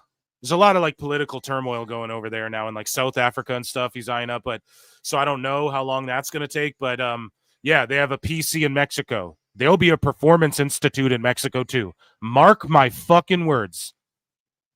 Okay? Fatty Boom Batty Phil here is dropping bars here today. Mark my words, there'll be a fucking performance center in Mexico. And yeah, but Triple H will do its own thing. And then Europe, they can expand beyond just the UK. And then I don't know, hopefully one day things chill out with Russia and all that shit, and maybe we can they can produce some talent and everybody can be friendly and peaceful. Why can't we be friends? Why can't we be friends? But yeah, stay locked in here, man. So WWE has significant interest in signing Zozaya. I don't even know who this is, and are pursuing him following his trial with the company. Those spoken to close to Zozaya, weird sentence, mentioned that he is finishing up university in June. It is believed by sources that any talent signed from the trial will begin with WWE by September. So he's like a European guy, I think. Logan Paul crashed out on Jey Uso on the Impulsive podcast. Can I get a fucking yeet? And fuck the Dallas Stars. I didn't do this, I didn't do that. But Jey Uso, someone who, in my opinion, is very clearly a copycat. He is a person who is cosplaying a champion, has the World Heavyweight Championship, which is something that I want because I'm in the WWE. I'm one of the biggest draws they have, if not the biggest. And the fact that I do not have a title on my waist right now is a detriment to the entire company. So yeah, I'm wrestling Jey Uso May 24th in Tampa, Saturday night's main event. And the way I see it, I think Jay is like, look, he's entertaining. He's in the bloodline, right? Got that family of wrestlers. He's like a second or third generation wrestler, but you just don't have that championship aura, dude. Wow. I'm sorry. I'm Wow. sorry. You couldn't even come up with your own catchphrase, so you took mine. You have a great entrance. Did Logan Paul invent yeet, or does he think he invented yeet? Is he trying to take credit for that? Because that's fucking dumb. But obviously he's just healing, cutting a promo. Like, this will work, obviously. But I dissect and react to shit. Phil S. Marks for Smarks, okay? But also, he does have championship aura. In fact, that's really all a lot of people want to give Jey Uso. Oh, he's a catchphrase and he's over, which is all Cena was. Cena was 5 moves, the 5 moves of doom or whatever, and he fucking just had aura and charisma, could cut a promo, could work anyone, work the WWE style, translate it to everybody. And so that's what Jay does. And for people in 2025 to be like crying about that is fucking hilarious to me. The song, right? Like cool, but you can only live off the hype of a beat for so long before you have to face the music. And in this case, I'm the music. And when Jay's in the ring with me, he's going to realize, and so will the rest of the WWE universe, I'm the superior wrestler. I'm going to say it. You know it's true. Logan Paul hate is forced. No, it's not forced, dude. Well, okay, do we need to go there? Are we breaking kayfabe, chat? Yeah. Okay, kayfabe out, but whatever. Like, dude's CryptoZoo scandal, CoffeeZilla, look at all that shit, okay? Right? That's why people hate you. It ain't forced. But in the WWE, maybe. But I will agree. I think Logan Paul is a better physical wrestler than Jey Uso. I'll even say that. Some people might disagree. I think he is. At the physical, athletic aspect of it, I think Logan Paul caught on way quicker, and at the level he's at already, you could argue he's like better at the physical aspect of it, you know? Promos too. So yeah, and that's not a knock on Jay whatsoever, you know? WWE, the highest level. WWE is the highest level for everything, you know? Logan Paul hate is forced. Well, say. Oh, there you go. He just said NWK. See, even Logan knows. He just corrected it. He's like, I hear you, Phil. Logan Paul listens to PWT, confirmed. Say whatever the fuck you want about me that's negative, about my ability to wrestle, about my Oilers lost. I'm about to shut this shit off. It's okay though, like on the road, it's okay. We're the come from behind, pause, no Diddy. The Oilers are the come from behind Kings. We play better when we're like on our back foot every game. It's always that way. So next game, if we can win the one on the road, win 2 at home, then we go home. If we split the road games, I'm totally cool, bro. Like, I'm literally not sweating this one. We've been on our goalies have been on such a streak. Skinner 2 back-to-back shutout games, and then you have fucking Pickard, who went like 6-0 or 5-0 to start the playoffs or whatever it was. That's too hot. We got to fucking stumble somewhere, you know? My ability on the mic, even about my ability to become champion and beat Jey Uso. It's not true. You're lying to yourself. Well, Triple H agrees. Triple H agrees with you, Logan. Yeah, Fox. Yeah, I'm Big Mike, Fox. Yeah, Fox. Triple H Hunter, I called him. He agrees with you, Fox. So Sol Ruka says WWE first reached out to her through a DM. And she was like, I don't know about this. Is this like the UFC? I thought it was like the same thing. I don't know how to fight. I don't want to do that. You'd be surprised at how many women. I used to work in a bar, and I was that dude who put fucking wrestling on. I don't care. It'd be on at least one screen. You could always come down to where I was at, and I'd make sure wrestling was on for, the 2 fucking wackos who'd come on down or whatever. And lots of times, man, ladies did not. They're like, oh, is this who's fighting who? They don't know. I'm telling you, sometimes they don't fucking know. You're not tapped in. So good for Sol Ruka because she's such like a natural at this and she's so good at it. So again, you don't have to be a lifelong fan to be Bill Goldberg, you know? You don't have to even really love the thing you fucking do to do it well all the time, you know? That's a cope a lot of people use. And I just use that to say again, it's with the like, it's not the passion of pro wrestling, bruv. It's like, really? Then you'd want to be in that ring as much as possible, bruv, you know? But some people are like, nah, I'm cool to just wrestle once a week and shit. And I would be too. But anyways, here's Xena Sterling. And she's on Busted Open After Dark with Coach Bully. So Bully Ray was her coach. And she was eliminated from LFG. But to me, this is who I'd have probably picked to win if it was on the choice was on my hands. But I mean, it was a toss-up, really. Would you consider not winning season 1 of LFG, despite the fact that you got a knee injury days before the finals? Would you consider that failure? Absolutely not. No. And honestly, now that I look back at it, I'm happy that I didn't win season 1. I know that sounds so silly, but I feel like, in a sense, if I did win, it would have been a little bit too easy, you know? Because I feel like now I have that much more of a challenge, and I love struggle. Like, I've said this before, so I'll say it again. I don't want my struggle story to be the COVID pandemic. Okay. You know? Okay. Like, Okay. I need some struggle in my life, and a lot of people like want everything just to come handed to them or just, you know, to flow into their hands. But if that were to happen to me, I don't want it. You know, if it comes that easily to me, then it's not worth anything to me. So I feel like, She embraces the grind. yes, it took me a lot. She's like 20, I think, as well. Like 21, I think. So they just have years to just mold this girl, and she has size as well. And she's attractive, you know, if you're into blondes and shit. And there's a big brawl on the ice here. Edmonton's like, yeah, you might have beat us 6-3. We're going to beat the shit out of all you motherfuckers. Yeah, we're whooping every Dallas Star ass right now. Fuck yeah, dude. Get to finals, like a lot to get there. I love that. I love that the Oilers did that, dude. Fuck you. We're going to lose here. We're going to kick your ass on the way out. That's good, man. But me not winning it, that just means I can put in that much more season 2 and, you know, in the road ahead to get that contract and get on NXT TV. Yeah, it was just our defense and goalie. And shout out Xena Sterling. Because, like, we had more shots, man. It's just a matter of, like, fucking they had way better ones. Exclusive. WWE, we're going to clean that up next game. Don't even fuck. I ain't even sweat. I'm literally not sweating, especially with how we just beat everybody's ass at the end.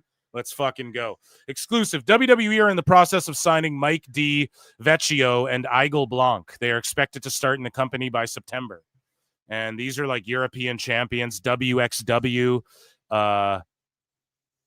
Again, Prime sponsors WXW. So WWE could swoop in, give them money, buy them, create a deal with them like TNA. And yeah, they're spreading all over Europe. And this is why they're willing to bring in guys like Rusev and Malachi Black as well. Because Malachi Black can go to these places and fucking, you guys get what I'm saying? And this is the future initiative of like a global fucking expansion and working with the indies and shit. And the man behind it all is Triple H, and I'm going to get fucking yellow flagged for this, but Triple H and Stephanie have a very emotional conversation as Triple H talks about his near-death experience. Let's take a listen. In this really weird, up way, like my heart issue was a gift. Made me see things differently. I've never heard you say that. Made me look at life differently. You can go through life, no matter how great it is or all the things you're doing or something, and just doing it. And then it's all of a sudden you're partway through it, have a reset and go like, holy shit, like this doesn't last forever. It's that stoic shit of the coin that I have. I was just about to ask you about it. You gave it to me. Memento Mori. You can die at any second. This can all stop at any second. Basically saying, like, don't get caught up in all this bullshit. Life is fleeting, so like it can all go away at any moment in this really weird up way. Crazy. I'm so glad Triple H didn't die, dude, from that heart shit. You know, where would we be? We'd be stuck with Vince. Yeah, I know where we'd be, pal. There's rumors as well that like Vince has not spoken to like Triple H or Stephanie since, you know, they voted to like get rid of him in WWE. So yeah, NXT Europe will be launched later this year. This also could be the announcement that I was teasing at Money in the Bank, because they have a big announcement lined up. This could be it as well. Hey, NXT Europe. And yeah, your boy Phil was just on it, you know? WWE Sami Zayn calls Mark and Jay Briscoe the best tag team of all time in terms of actual output and body of work. I don't know about that. I would say, honestly, the Dudleys. Maybe if you're like more old school, it's like, well, the Road Warriors, you know?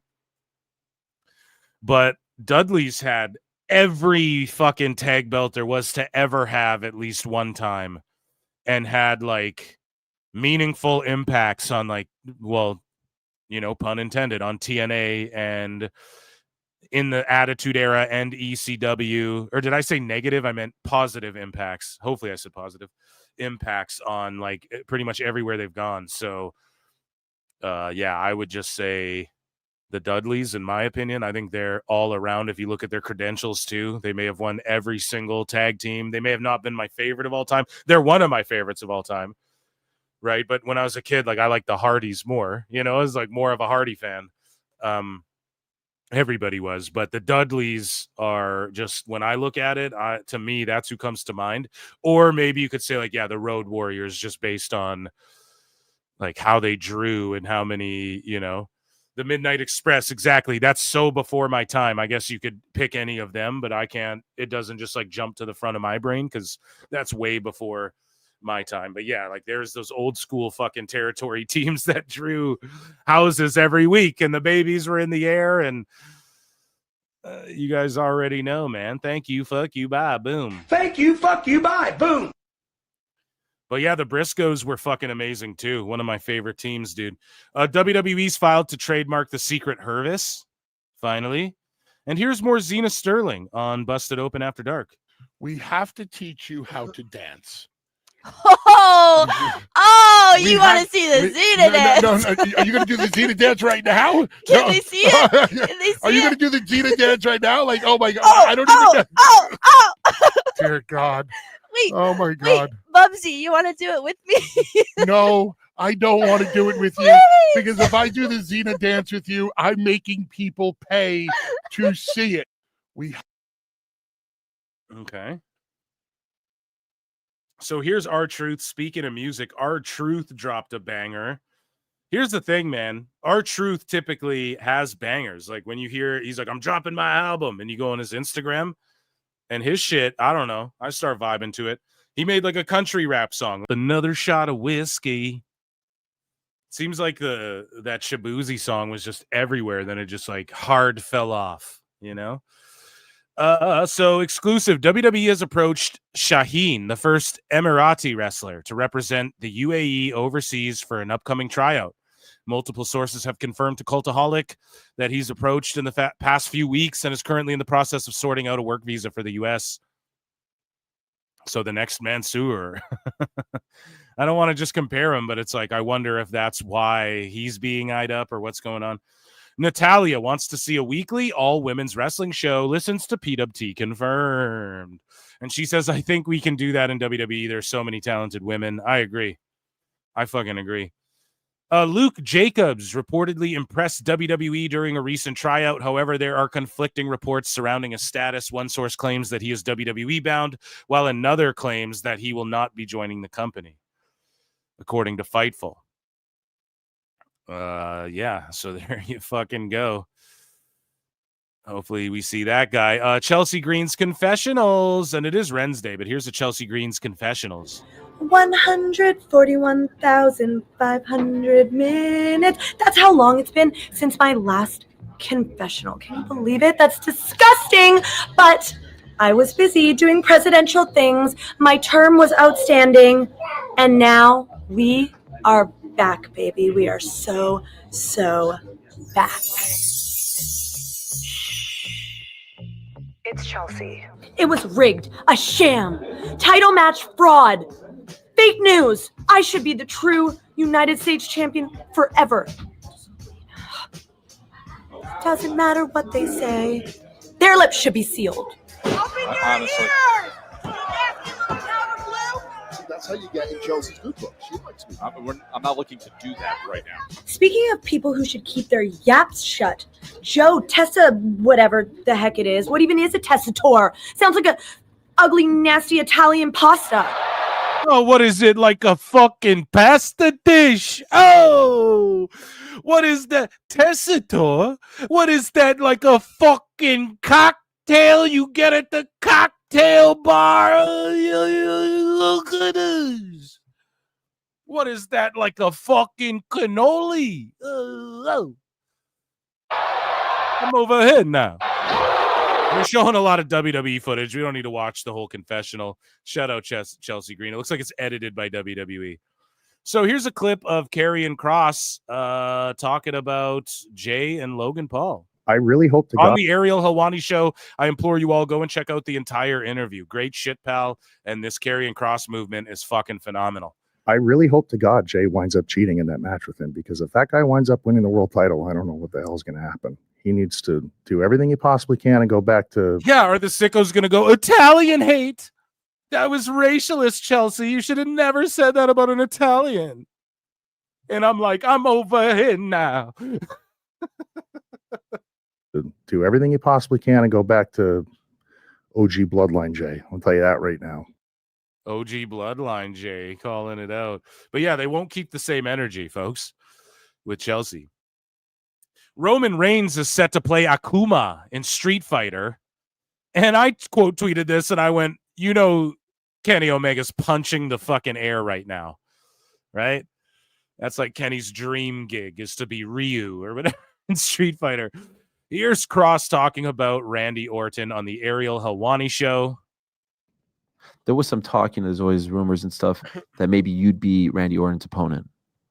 Did that ever get to you? Was that ever a thing? Was that ever on your radar? It was only ever something that was tracking online. Like no one at any point ever said you're in the running. Okay. Like that. And Randy's one of the greatest of all time. And I, as badly as I would want to be in the ring with him, and I still do, I would never be so, I don't know, condescending as to go to them and be like, how about me? Like, they know who's available. Right. You know what I mean? And it's a special event, and maybe they felt like it was random and whatever, but There's no grab that brass ring mentality. Like, hey, for me, there always is. Yeah. But I feel like there's a line of delusion, Hmm. you know, and But you're not delusional if you raise your hand for that spot. you're right. I think I'm being hard on myself. Yes. Yeah. No, you're right. And a lot of people told me that, but I'm telling you the truth, I didn't. Okay. Maybe I should have. Do you ever second guess yourself in those moments? No. You're not that guy. No. When you found out it was Joe, who's doing great things, Joe Henry, TNA star, the internet. Did you just say Joe Henry? God damn it. First it was John Hendry, and then now it's fucking Joe Henry. What's going on here, Ariel? That is very much behind him. The Quit 1070 Joe, the TNA champ, bud. Bappa. fans are behind him. Did you think they made the right call? Yes. Why? For one, I'm very proud of Joe. Him and I aren't close, but I've known him for a very long time. And I know the grind that guy's been through that people have not seen. He, in the form that he's in right now, has always been there. He's been ready to go in the capacity that he's in. And people have stared a hole right through the guy like he doesn't even exist. And that's brutal. Like as a human being, when that's happening, for what they wanted on the show and the right opponent and for everything that show needed, I think it was the right call.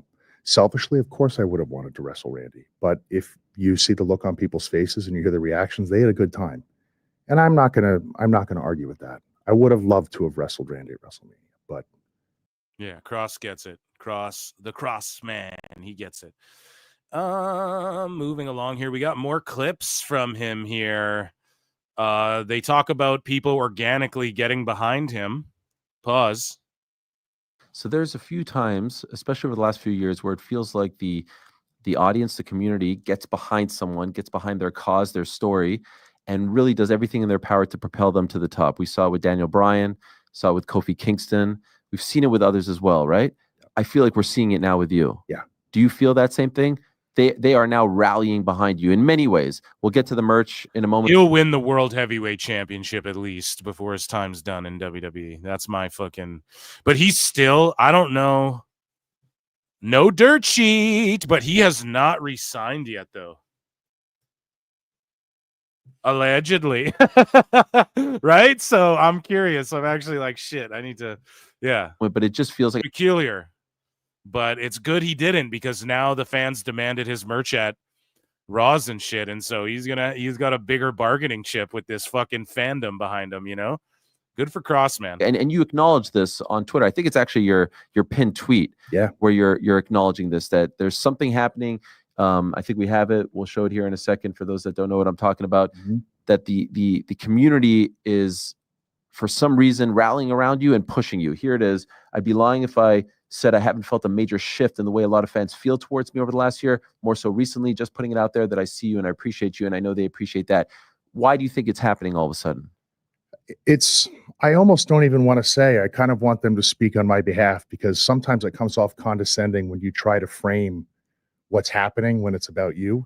But I mean, just speaking plainly to you, over the last, I don't know, 365 days backwards from today, the interactions that I'm having with people, the things that the audience doesn't see on TV, they're really different than the way they used to be. I always used to hear when I was, meeting fans wherever I was, gym, airport, restaurant, you name it, they were always talking about NXT, what I did in NXT. They wish we could go back to that, And it's a difficult conversation to have with people. You're not totally, your hands aren't totally on the wheel, Hell yeah. Okay, so moving along here, because we have a few of these. So Killer Cross on his comments following WrestleMania 41, what everybody wanted to know. Was it a shoot, brother? How do you feel? I mean, we've always been ready to go, man. And we're hungry. We are, speaking of Scarlett as well. The biggest misconception anyone can take from what I said on WrestleMania was that I'm disgruntled. I'm not. I'm just really, really, really hungry, man. I'm really hungry. All of this is coming from a place of passion. And it's, for me, it's all about the grand scheme of things. People are paying to come watch the greatest show in the world. I want to be a reason on the show where they felt like they got every single cent, worth of that. I want to be more than just an Easter egg. I want to be more than just a guy in the back ruining people's lives. And I will admit, I do enjoy ruining people's lives. There's definitely something wrong with me, but yeah, he also got apparently a standing ovation applause when he went backstage after cutting that fucking shoot promo or whatever. WWE SmackDown's run is a 3-hour program, might extend into June. So they're just going to keep doing it. I mean, they can sell the ads. I think SmackDown's starting to figure out its stride. It took them a minute there, but yeah, people are complaining about it. They're going to continue to complain. It's going to last a little longer. I trust WWE and whatever they're doing. I'm okay with it. I mean, I just watch it on SmackDown. So, I watch it on SmackDown. I'm getting tired if you guys can't tell. I watch it on Netflix as well. Okay. So I don't really give a shit about the runtime, and I don't mind television commercials. I just look at my phone then, or take the trash out or whatever I got to do. So, yeah. The Rock will star in Breakthrough for A24. It's a psychological thriller where he plays a charismatic motivational guru. Bro is never coming back, guys. What did I tell you? Phil, don't miss again. What did I tell you? He's not going to do movies like Explosion. I'm just playing myself with Scarlett Johansson. Now I'm playing myself with Gal Gadot. Now I'm playing myself with insert hot chick who's a celebrity here. He's not just doing these Red One movies and shit. Phil, don't miss. What The Rock is doing is he's going to win an award. He got the second opportunity after the whole Black Adam debacle. and he is doing the Smashing Machine. He's doing the Scorsese film. He's signed up to do another A24, where this charismatic motivational guru psychological thriller where, you know, don't be shocked if he pulls the Batista and like, I lost weight for this role and shit. I'm telling you, he's that serious about this. Motherfucker's gonna try and win a motivational guru. You can be jacked and be that. So he's trying to win like an award now while he's got this second opportunity, and boom, further proof of that. Phil don't fucking miss. And I'm not saying he'll never do like Mission Impossible 13, Tom Cruise versus The Rock. I'm not saying that won't ever happen again, like ever, but he's going to be focused on movies like this until he gets, you know, an award or two. And then if we see him, Jonathan Coachman was like, oh, we'll see Cena and Rock in the ring this summer. I guarantee it. I have it under good authority. I will not even care. Don't get your hopes up for anything. If The Rock shows up this summer, sets some shit up, don't expect it to play out whatsoever, okay? Because this motherfucker's busy, you know? And that Moana live action shit's coming out soon. And I don't know how soon. I think they're like, it'll probably be like another year or whatever. Maybe less than that, but they have to like promote it. And that is going to take up so much time to promote that shit for Disney too. So like he ain't anywhere. The Rock, forget about The Rock, okay? It'll be hard to forget about John Cena with all of his title reigns. So here's all of his reigns. His first WWE Championship reign was 280 days. The second was 113 days, then 380 days, then 84 days, then 21 days, then 21 days, then 49 days, then 5 minutes. Fuck, they were hot potato in that belt around. 84 days, 77 days, 20 days, 14 days, 133 days, 49 days, 49 days, 14 days. And then so far he's been the champion for 31 plus days currently in this current run. And yeah, I think he'll hold this belt for a while. Like we'll get it where the last few months, maybe he'll flip babyface before his final match, or he goes into his final match maybe the heel and they just applaud him anyways or whatever.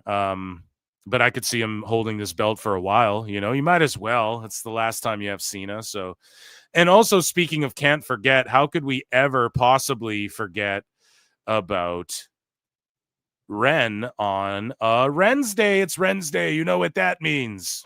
Hey guys, happy Ren's Day. Let's go ahead and get back to our regularly scheduled programming. Question number 1. DC or Marvel? Marvel, hands down, no questions asked. And if you have to ask a question, let me go ahead and answer that real quick by saying the 2021 Superman was awful. Literally all of these superheroes were useless until Superman came about. And want to know what that says? Trash. Cook, let her cook. Here's the thing. For me as a comic book reader, you know, back in the day, for me, it's like Marvel's my favorite world and universe, right? Like Spider-Man's one of my all-time favorites. Wolverine, of course.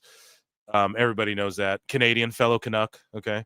But Batman is like my all-timer, and his Rogues Gallery is like my all-time, and his stories are my all-time, you know? So I like Marvel in general more, like the universe, and the mutants and the Morlocks and the fucking Avengers and the metahumans and all the classifications. And then in DC, I mean, I like Green Lantern and shit, but I like Batman number one over every other superhero, you know, even including anyone in Marvel. So, but she's cooking. It is Marvel overall. If I could only pick one, gun to the head, because you can tell Batman stories with a couple of these Marvel dudes. You know what I mean? Question number 2. The best barbecue in Texas is Black's Barbecue. More specifically, Kent Black's Barbecue in San Marcos, Texas. That place got me through college, hands down.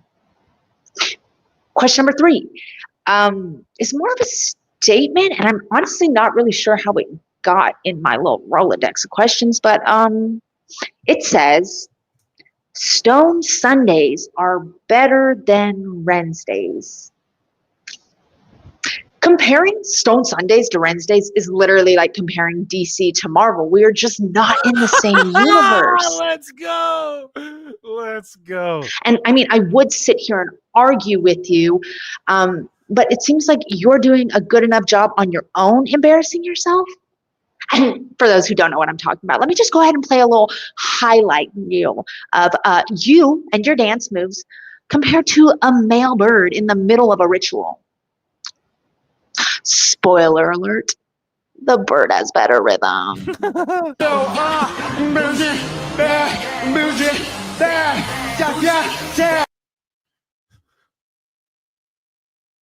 And that was Wednesday and WWE news, ladies and gentlemen. Round of applause. We're going to preview NXT quickly.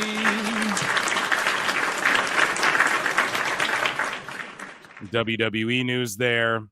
Round of applause. We are going to preview Battleground here quickly. So we have Hank and Tank and Josh Briggs versus The Culling. Okay, a good old 6-man tag. Now, again, Hank and Tank, they're just a tag team. So you stick them with Josh Briggs, who's just a singles guy because his partner went back to Noah, and they planted seeds of where this could have happened way earlier on. If you guys have been following NXT, they've had like a friendly sort of rivalry a little bit. And then the Culling, they're just a cool fucking faction that they don't try and do like spooky shit too much. But I'm okay with this match.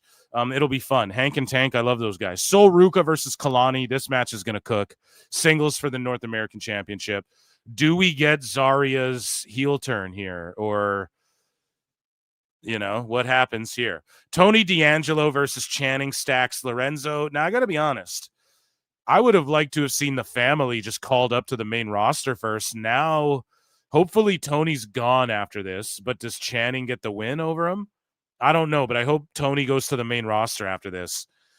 And Channing, I mean, a bit of passing of the torch. It's good. There's a lot of stuff happening in NXT that I didn't expect would happen, like teams breaking up and shit like that. So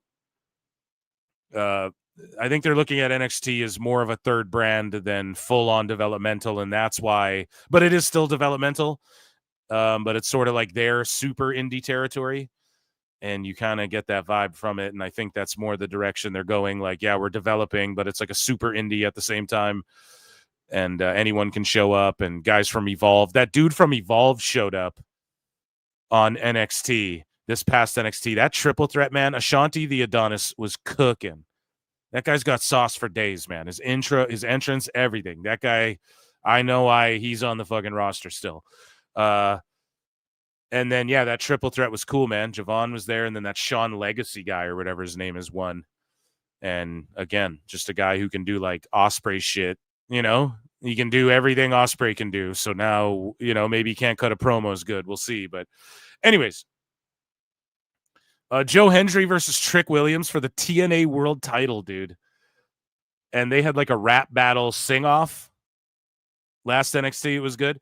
I don't know. I think Joe Hendry will defend his belt. But I don't know where Trick goes from here. Like, defend his belt and then Trick, go to the main roster, bro. Him and Mello reuniting even on the main roster, I think would be cool. Vac Air versus Jordan Grace. Amazing shit, pal. I could 100% see Grace winning this and Vacker shaking her hand after, and then going up to the main roster on either SmackDown or Raw. I could 100% see that, and 100% see Stephanie winning the United States title sooner than later, or Julia. Maybe her and Julia for the U.S. title is what they have down the line. I will say this, though. Stephanie, I think I could see her holding the North American title for a little longer past this as well, though. So this one's going to be tough for me. I'll give my official picks on the day of, but this one is a toss-up for me. I could see either outcome. Jordan Grace, I think now you could call Stephanie up. I told you all, they're going to fast-track Julia. They're going to fast-track Stephanie 100%. That's why they had her drop one of the belts or whatever, because you just got to get them on the main roster. They're so fucking good already. But if Stephanie defends, I mean, they have the AAA shows, so I could totally see, because again, Mexico's in North America, folks. That makes sense, right? That geographically and for that title, I could totally see them waiting and giving her this big title defense over Jordan.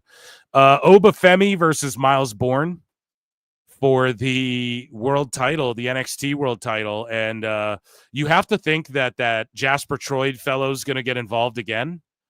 And obviously Obafemi's leaving with the fucking belt. They're not going to put it on Bourne, although Bourne, you know, came out on NXT, cut a promo. He's a deaf dude, so he doesn't speak. Every word isn't enunciated 100%, but he still conveys a great message, has a good cadence. You're not thrown off by it. You know, just stick him with a fucking manager who can rip promos and then let him, like, I think Ren's teamed with him. So just let Ren rip promos and then let him just drop a couple one-liners here or there. I think especially on the main roster. I'm a big manager valet guy, though, and I don't know how much WWE's down to do that, but Miles Bourne has such a bright future. He looks great. He wrestles really well. That Randy Orton knockoff shit, that'll be shed eventually. And yeah, he's got this disability that he cut this brilliant promo. Like, it's not about my disability, it's about my abilities or whatever. So fucking A, man, they've really cooked. And Obafemi's this great tweener guy where he's the big bad bully, but he's also like the leader of the yard. It's like when Undertaker was the undisputed champion and was going back and forth to both shows. It's that same vibe, right? Undertaker would battle Jeff Hardy, but you didn't like, Undertaker was the heel in that, but you didn't like hate the Undertaker, you know? He was cool as fuck, and he went to each show and main event, you know? And he's defending his title on both shows. And that was cool as fuck. And Obafemi's kind of like that. He's a cool tweener where he'll just destroy your favorites. He'll destroy the guys you hate.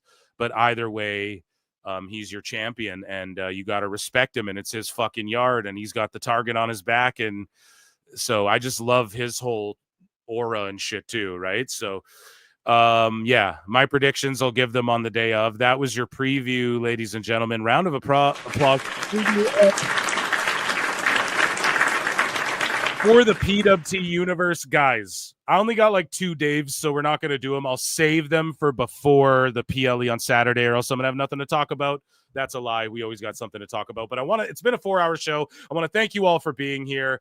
You guys are fucking amazing. Make sure you tune in this weekend. Saturday and Sunday, I think, right? What's this Saturday? What's the PLE we're fucking watching? Is there a PLE? It's Saturday night main event. Thank you, wife. That was my wife with the assist there. Mrs. Marks, the fucking sicko over here with the Saturday night main event on Peacock or NBC. And then we have the next night, I will be going live. We have Double or Nothing versus Battleground, and I'll be watching both at the same time. And I hope you all tune in to check me out. I want to thank you all for being here. Hit like, hit subscribe, share all this shit. YouTube.com. We broke 6,600 subs on the main channel. YouTube.com/@ProWrestleClips. We're going to sail to 7K. Get us there, folks. Share, tell a friend. Everybody loves wrestling now. Everybody loves Phil Marks. And YouTube.com/@ProWrestleTimes is where the replay will be. Take care of each other. Drink lots of water. I'm sick. I got to fucking relax.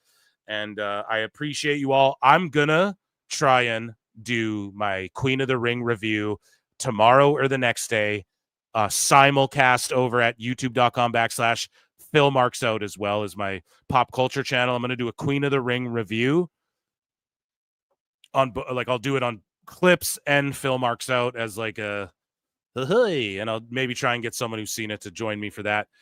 And I appreciate you all, man. Take good care of each other. Be good to each other. Until next time, I'll see you in the Upside Down. Big weekend ahead of us. Peace. I look and see it's not just me. Jeff, why do you insist on doing this dumb internet shit on TV? I look and see it's not just me. This place is a fucking joke, man. You're a clown. I quit. So many of us have stood where we stand. We are the young, so raise your hand. So many of us have stood where we stand. We are the young, so raise your hand. We call us problem child. We spend our lives on trial. We walk an endless mile. smile. We are the youth gone wild. We stand and we won't fall. We're one and one for all. The writing's on the wall. We are the youth gone wild. No. It doesn't make logical sense, but it makes. Well, yes, of course. But it makes wrestling booking sense.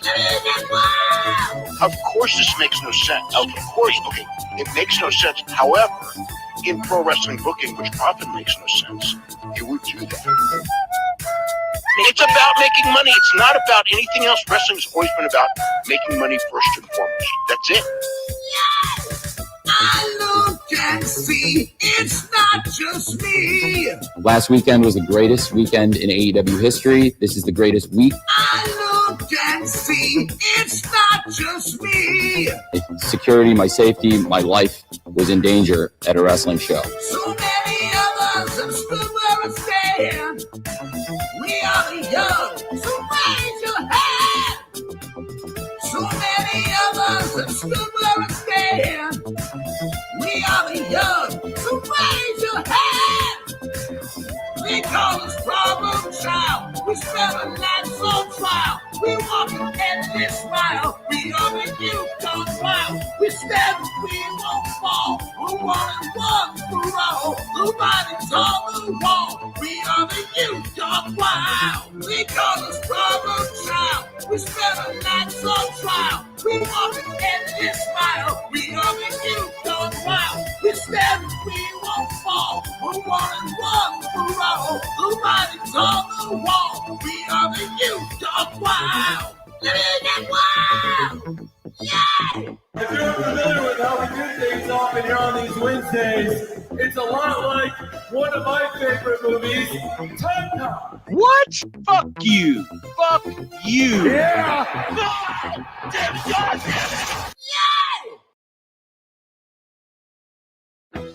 We don't want to make false accusations here on the program, Brian. We do not want to accuse people of behavior, either unsavory behavior, possibly criminal behavior, certainly behavior that shouldn't be imitated. We don't want to do that if they're not guilty of it. If you want outlaw but shows, you know just where